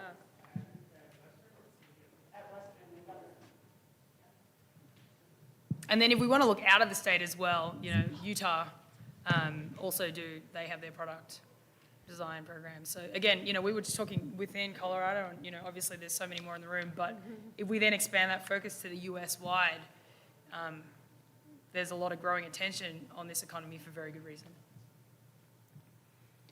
Hi there. It's Claire. How are you today? I'm curious to know if you have implemented capstone projects yet. And the reason I'm asking is so that entrepreneurial businesses around Colorado can't know at what stage they should be in order to approach to potentially be the recipient of a capstone. I know Western does it. There's so much need in terms of the entrepreneurial world. Yeah, so I can talk about that on two fronts. So with this outdoor recreation economy program online, these projects are going to be relatively smaller in scope because they're sort of the culmination of the particular certificate areas. But at CU Boulder, we also offer the Masters of the Environment program. That's a 2 years on-campus master's, and they have a 1-year capstone project as part of that. Now, that focus area can be in a range of different spaces because we have specializations across sustainability in the outdoor industry, renewable sustainable energy, food systems, planning and resilience. And so, you know, in terms of a capstone project, unlike Western's, which is very sort of entrepreneurial business focused, ours is much broader than that. So we've worked with communities, with government agencies, with nonprofits and advocacy groups to address a whole range of different project needs, as well as that business side. So any folks who are working with, you know, in any of these spaces, feel free to come chat and I can give you more information. Thank you. I had researched I'm here, right here, right here. So I had researched the master's program after seeing something on Twitter about Mark Gaster. It was like, I know that name. And then kind of led to me finding the program. I did see on the website that there was something that in 2022, you were going to be adding a certificate on outdoor economy in the rural setting, but I did not see that on your listing. And I thought that would be really interesting because everybody here is in a rural setting. Totally, much. And I'm glad you asked that question. So it's just a name change, really. So when I said I was one of the lead faculty, I'm actually the lead faculty for the Community Economic Development in the Outdoor Recreation Economy certificate. And that is largely a rural-focused certificate looking at how rural communities like Salida can both develop the outdoor recreation economy, depending on what stage you're at, but also look to manage, you know, and plan sustainably. You know, how do we do destination management as a community to make sure that the positives from the visitor economy are coming in, as well as the challenges. And we address anything from different strategies and tools, as well as how do we build community capacity in this space, because I think that's always one of the fundamental things that we often overlook is, you know, we need to build the capacity within the community itself, not just in terms of investing in local entrepreneurs, but also local leadership. You know, building the skills and knowledge it takes to have a civil society and have democratic participation. And so that's the focus of that. The reason we changed the name is because we didn't actually want to solely focus on rural. As I mentioned before, that focus on equity and that importance of equity, inclusion, and access, a lot of the challenges we're seeing aren't just in rural America, but also within urban areas and even suburban areas. And so we wanted to make sure that we really focused on, again, not just outdoor recreation economy in terms of amazing tourism destinations like this that have great natural amenities, but also communities that don't necessarily have such amenities to work with. They have issues with access to the outdoors, and so making sure that we're including everything from municipal playgrounds all the way up to, you know, like Envision Chaffey County's really comprehensive rec plan. Thank you. So the students who are all here, we're pursuing our associate's degrees, which, you know, a master's is a step away. What bachelor's degrees would both of you recommend to bridge that gap? Well, I'll start with bachelor's initially. You know, I think in the outdoor recreation, we've referred to the word ecosystem a few times, right? And it is an ecosystem because it involves, I think today we've been talking a lot about business, but there's also the environmental piece of it. There's also a psychological piece of it in the world of adventure therapy is a whole nother realm. And so I think it really depends on which part of that ecosystem really gets you excited and gets you passionate. And so for some, it might make sense to go into a business degree as a bachelor. Some folks might find interest in the, you know, in terms of what CMC offers in our ecosystem science and sustainability degree, for instance. Even education can often be a really good pairing with an outdoor recreation associates, because you can go into a teaching environment in things like forest schools and those kinds of work environments. And then as far as masters, I know you've got. I can build on the undergrad too. You know, there's a lot of great environmental studies undergrad programs if that's of interest at CU, at CSU. CSU has undergrad in tourism as well, if that's specific.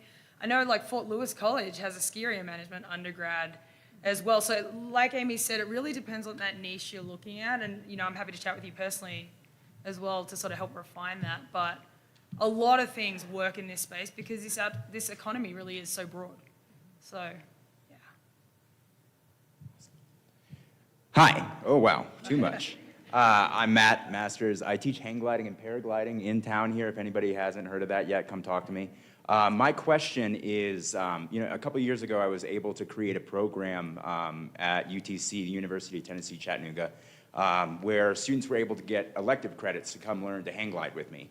And I'm curious if you guys have any resources or if there's anybody I could talk to about potentially becoming an adjunct and working kind of in addition with you guys. Yeah, we'd love to talk to you about that. If students, would you be interested in that? Up top? Yeah. Okay, so yeah, that is something we can definitely explore, and there's a few different avenues to exploring that. So we'd love to chat more with you. And Rob Simpson here in the front can wave. He's if you've not met him, he's the Associate Dean of Academics and Student Affairs here in Salida. So for those of you who are Salida-based, he's your person. And yeah, I would encourage you to chat with Rob about some thoughts there.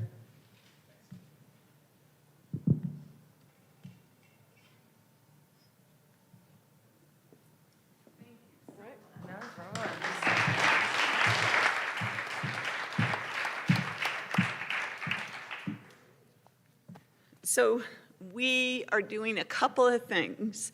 We're going to break, and we have Rama's baklava out there, as well as fruit for those that, and I don't think we have veggies, but we have fruit out there as well, and some other desserts.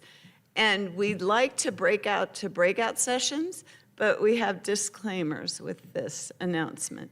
So first of all, the breakout sessions are a test. So we're just kind of seeing if that allows you, who've listened all day, to have a chance to have a voice, to give back what you'd like to see us do in the future, what your concerns are, anything. It can be opportunities. I guess it could be strengths, weaknesses, opportunities, and threats. So we want to do the breakout sessions. We've condensed the one that we were going to do with business training and move that over into the economic development, which is actually called Growth Resources for Outdoor Industry Companies and Startups. So we're canceling that last one. We're going to break out. There's a facilitator for each session. And we think we're cool on this one. We have these big Post-its, and then you're going to take smaller Post-its and put them all around, kind of like speed dating, giving your voice thing. And then we'll figure out in the years to come, maybe allow a half a day for breakouts. I mean, I think that's the one thing we learned at this event, is we really need a lot more time to just connect and collaborate and not have so many sessions. We just had so many incredible speakers. I tried to cram it all in. So we appreciate you being here. We're going to do the breakout sessions, and then we'll just gather real quick, not long reports, but just real quick summaries. And then after that, there's a juggling, fire, dance, drumming outside. Yeah, what can we say? We're all inclusive here. So I'm gonna let Tanya say where the breakout sessions will be for the topics. Great. So if you want to stay here with Amy and Natalie, they're going to be talking about education and workforce training. And so you can just meet with them here on the stage. I will be in the ballroom where we had lunch today for tourism and sustainability. And then there's a building kind of across, just outside the door from the dining hall, that's called the Annex. And what will be over there is Jake with the growth resources, and then Taylor and Corey with finance. So we're going to invite you to grab a quick square of baklava and then head in the direction that you want to be in within the next five minutes or so. And we'll see you there. And then each room will be brought back here for a conclusion.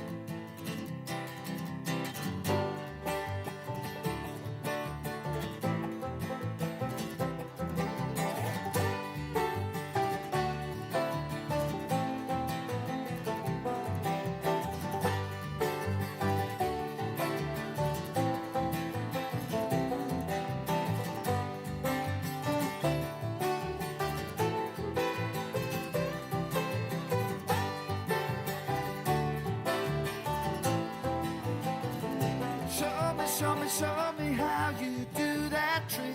The one that makes me scream, she said. The one that makes me laugh, she said. And threw her arms around my neck. Show me how you do it. And I promise that I'll run away with you. I'll run away with you.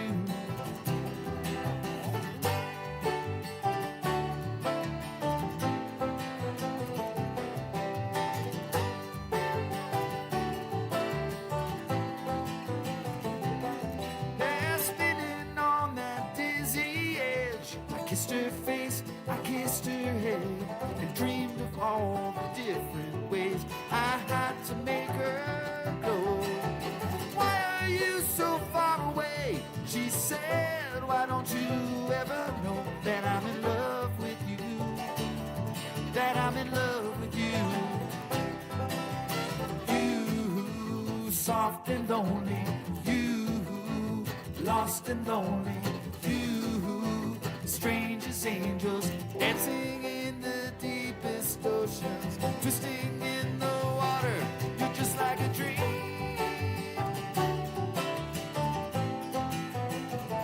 You're just like a dream.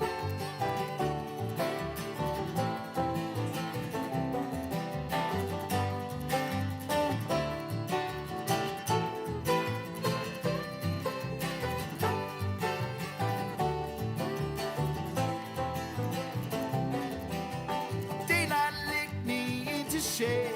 I must have been asleep for days, and moving lips to breathe her name. I opened up my eyes and found myself alone, alone, alone, above a raging sea that stole the only girl I loved and drowned her deep inside of me. You, soft and lonely. You, lost and lonely. You, just like heaven.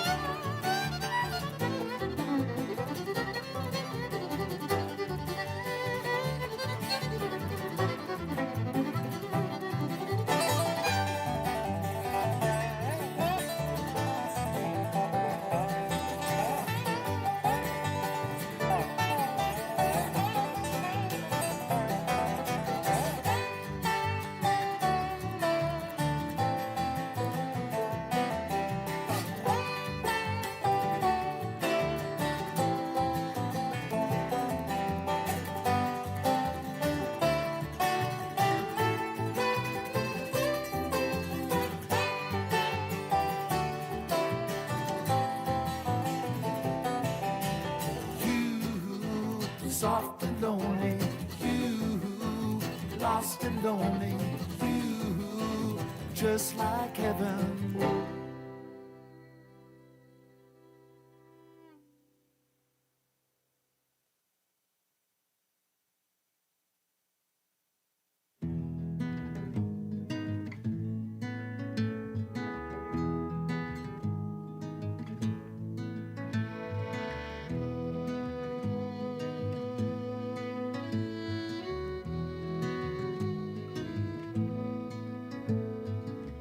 May this be the last time I hold my breath in contempt. Let it flow, whatever it may be. Don't control what may be true. Don't control what may be love. So what could we be hiding from ourselves, us, everyone? Is it the light that shines? That's the case, so let it shine. That's the case, so let it shine. That's the case, so let it shine. That's the case, so let it shine. First I'll lay down my defenses and won't put up no offenses. It's not as personal as we make it out to be. Don't you agree? First I'll lay down my defenses and won't put up no offenses. It's not as personal as we make it out to be. Don't you agree?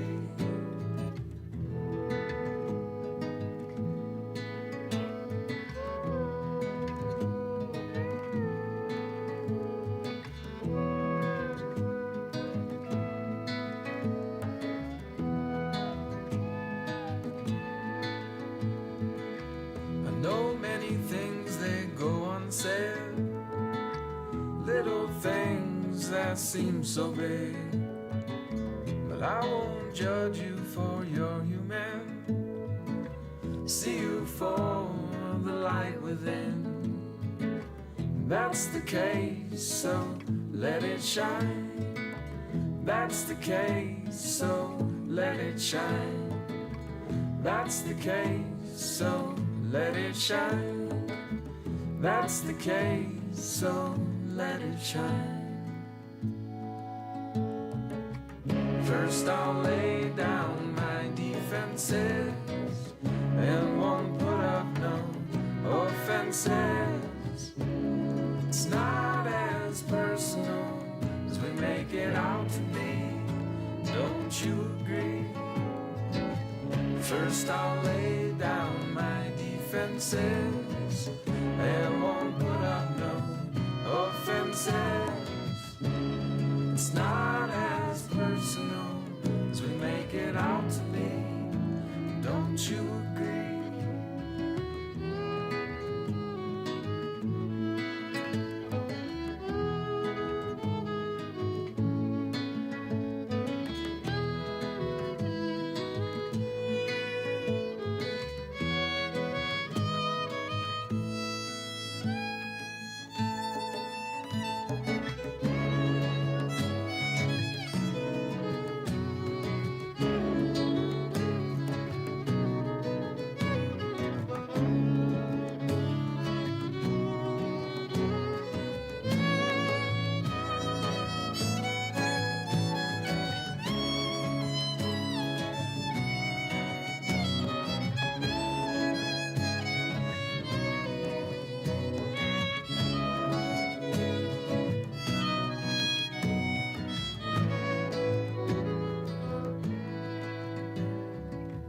May this be the last time I hold my breath in contempt.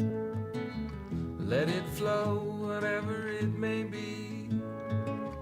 Don't control what may be true. Don't control what may be love.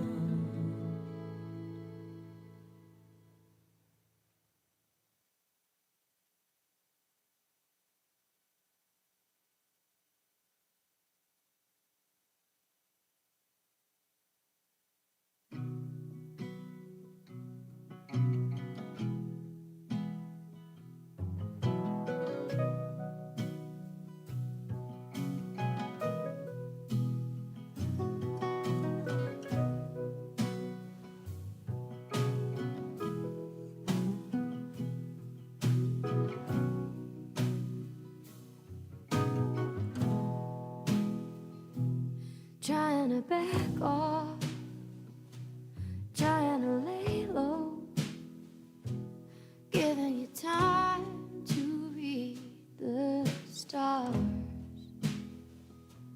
trying to wait for something you don't know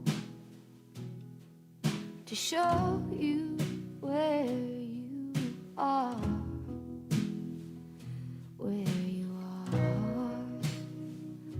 where you are, where you are. It's been so long now, I know I should forget you, but I ought to let it alive. But I'm bound to wonder all about you, no matter how I try. There you are, there you are, there you are.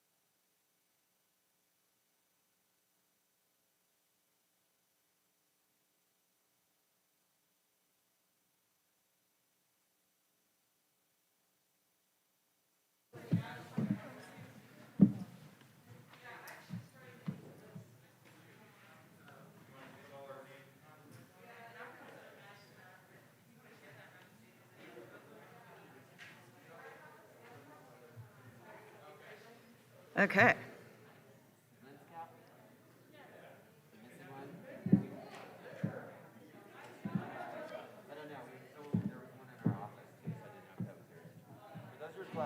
They are. Thank you. I lost them. I couldn't. We gave Pepper Kids a thumbs up to do it over there, so. It's okay? Yep, yep. Okay. We talked to Michael, we're all good right now, so. Thank you. We're gonna announce it, but. Yeah, thank you. So if we can gather for the last time, and that's the challenge. That's why I think we need a half a day for breakout sessions. Oh. Yeah, so go to slideshow, current slide, should fix it. There you go. Okay. So do you want to kick off your... What time is it? I don't know.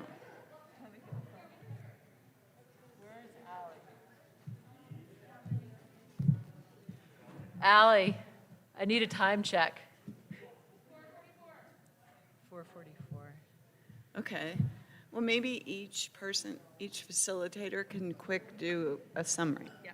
Okay? Sounds good. Yeah? So we'll start with tour, but each facilitator. So tourism and sustainability, we're going to do like a 4-minute, each facilitator do a quick overview, and then we're going to talk about what we possibly can do for next steps. Okay. So I'm going to just share quickly what we discussed in tourism and sustainability, and we were talking, some of the questions that I asked were sort of about the psychology of the kind of visitors that we want to experience, but also what does that mean to us in terms of how we look at the quality of behavior that's coming into our communities. What ways are we willing to show up right now? And why people came into this room. But there really was a lot of discussion about accessibility on trails, particularly with other kinds of demographics. So if it wasn't a demographic that had the athleticism to get out on the trails, what would that look like? Flatter trails, mineral belts, also using resources that are already in place, such as rails to trails, that would give us access to some resources that are already out there. Getting youth engagement. What happens if your parents love to get outdoors and you don't want to be seen loving the outdoors? How do you get children involved and kids and youth involved in all of that? And then just also creating that culture of being outdoors and how that interfaces in amongst the people that you're coming into contact with. We also talked a little bit about recycling and much, much more. So I'm going to keep going because I know we got more people to talk about, but really a robust conversation with a lot of different ideas coming out of it. So thanks for those of you that were in tourism and sustainability. I'm going to turn it on to Jake. He's next. Thank you so much. We were talking about the business side of the outdoor industry and particularly talking about growth resources. And the conversation was really fascinating. I think we went kind of all over the board, and a couple of really interesting themes came up. And I think putting them into buckets, really we talked a lot about shared resources. So there was a lot of different perspectives around growth and a really strong perspective about growing businesses in a responsible way, both responsible for the people involved, but also for the communities. There's a pretty strong feeling that kind of this, or at least our group, was not into growth for growth's sake or growth at all costs. It was really about growing responsibly and building a company into something that you're proud of for yourself and for your team and for your community. But there was a lot of talk about there's a wealth of resources out there, and there's a lot of challenge around navigating to it. So, we talked about the earlier sessions that were really about kind of growth capital, and that's one kind of sphere. We talked a little bit more about kind of non-dilutive capital, so grant programs, things like that. the impending kind of wave of federal money to support business growth, and how best to navigate those resources. Another key theme, I think, was basically collaboration. So we heard a really cool story about kind of outdoor industry company collaboration that came together pretty organically up in Steamboat Springs, where they're basically talking about how they can share resources, whether that's human resources, financial resources, expertise, talent pipeline, all of that, but how those companies can work together, which I think is also kind of another common theme in this industry, very common in Colorado generally, but certainly in this industry. And yeah, I would just say responsible growth was probably the most dominant theme in our conversation. So grow something that you're proud of and grow something that your people are proud of. So that's it.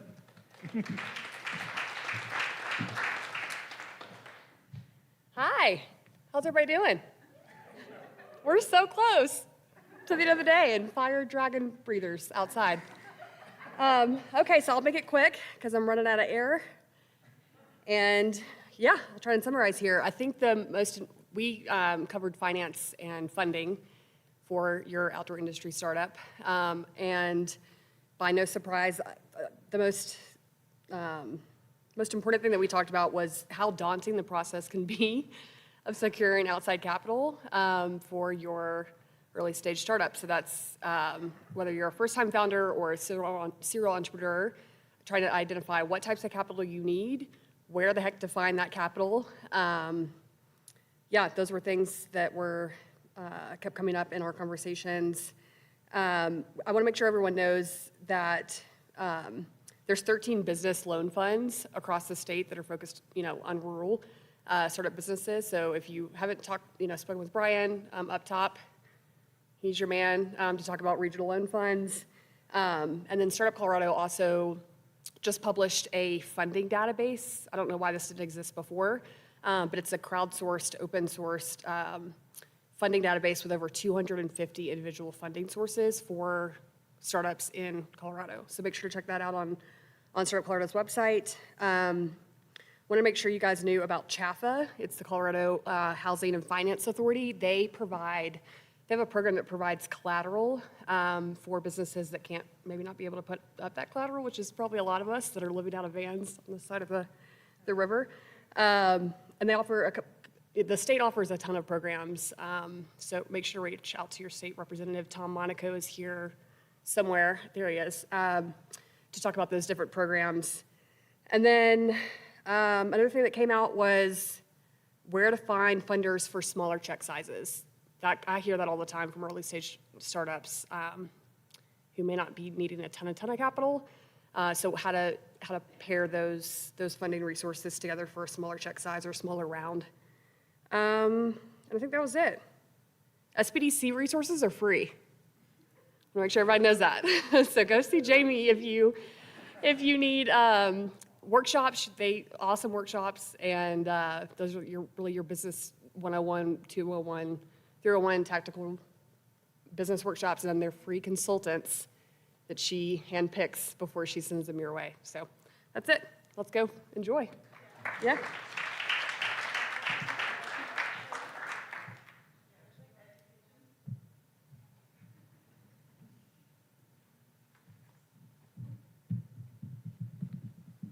You can come read our things up here when you're done. Just kidding.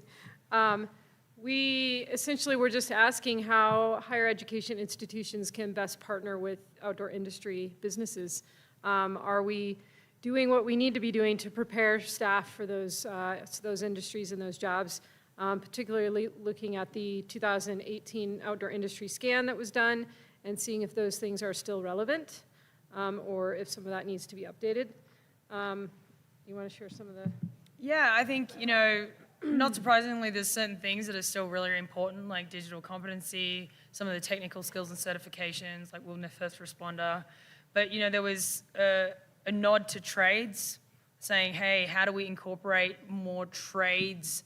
Obviously, that's an extremely broad area, but it sort of came down to just sort of handy skills 101 that every outdoor a person should know. And the question for us from the higher ed is, where do we put it?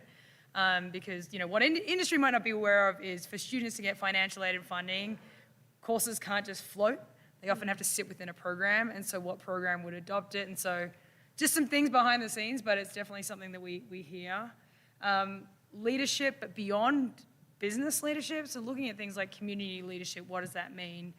The community and business development piece as well. Trauma-informed practices was another thing that came up, so kind of going beyond the the mental health first aid to something more broadly informed around trauma.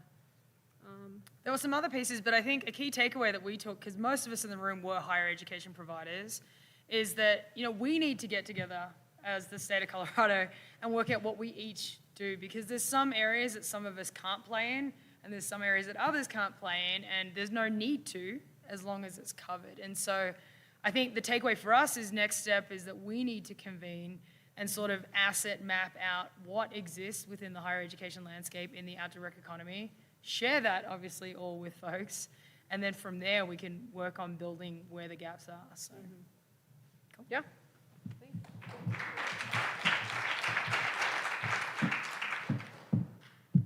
Well, I can't thank all of you enough, and I also have to thank our sponsors, or we couldn't have funded this event. So I want to do a shout out to them. And also to Brian Watson, if you can just wave, he does West Slope Startup Week, so he's already talking about next year. And so in our outreach back, we will send the online program again, because it literally is 45 pages of all the contents of this event, and it's evergreen with hot links, so you can reach out to anybody you saw. And we can't really share all your attendees' emails because several of you might not want that. But if you do want to get connected with another attendee here and you didn't get their contact information, you can reach out to us and we can at least connect the two of you. Does that sound good? So before we close, I need to thank the team that really made this happen. So if they could join me on stage.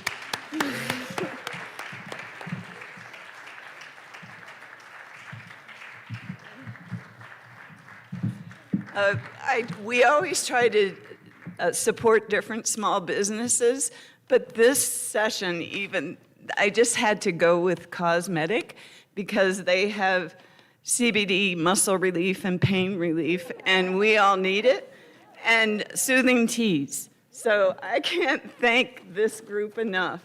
Tony with the steam plant, she did phenomenal. Wendy, who saved my butt when I didn't know how over my head I was, so with the lobby. And Tanya, who jumped in after attending WE and getting inspired to support more, but really was the organizer of these breakout sessions and brought flyers all over Eagle County and Lake County and did all the swag bag stuffing with her mother. And Tara, who's still speaking to me, I just can't even believe it. But she did say she's never doing this again. And really was responsible for all the organization, the budget planning, the tracking of everything, getting the speakers lodging, feeding us, and what else? Everything. She did everything. And Cassie, who was our Salida flyer distributor, but also brought Chalet. I can never enunciate anything correctly. She brought Chalet here and other strategic inclusions in this conference. So thank you.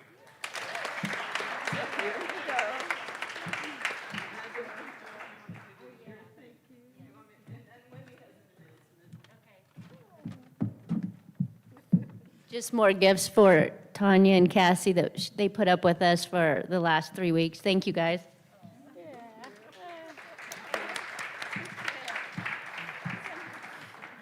So we just want to thank you. If you stuck around, we have a tradition now of trying to get all on stage and get a picture of us all together. And we really want to push that this is about all of us. So this is just the beginning. There's so many different cohorts that could evolve from this session, and we would really look forward to hearing back from you. We sent a survey, but you can also email us. We're doing this again September 19th, 2022 at the same facility. We're thinking education needs a whole day on its own, and we know nothing about that. So we're hoping we'll get some partners on that and have a lot more time for breakout sessions and everything else. So thank you, thank you, thank you for attending, and please join us for a picture. If we could play music, if we still have that ability. Can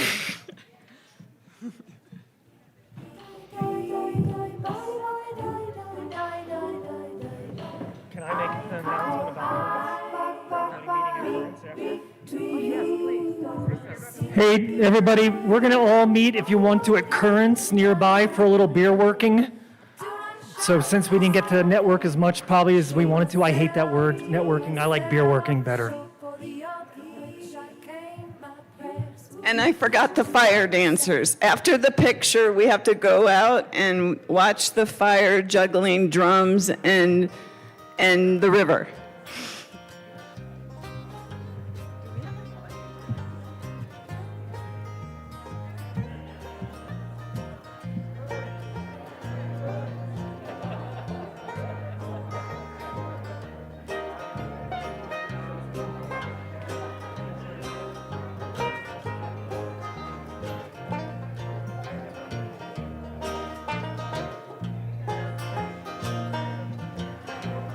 Whiskey, won't you come and take my trouble?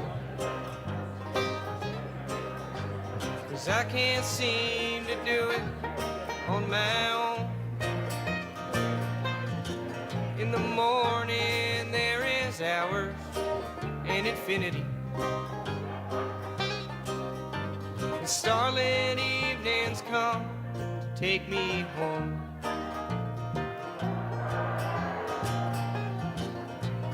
I ain't got a dime in my pocket. I just stepped on my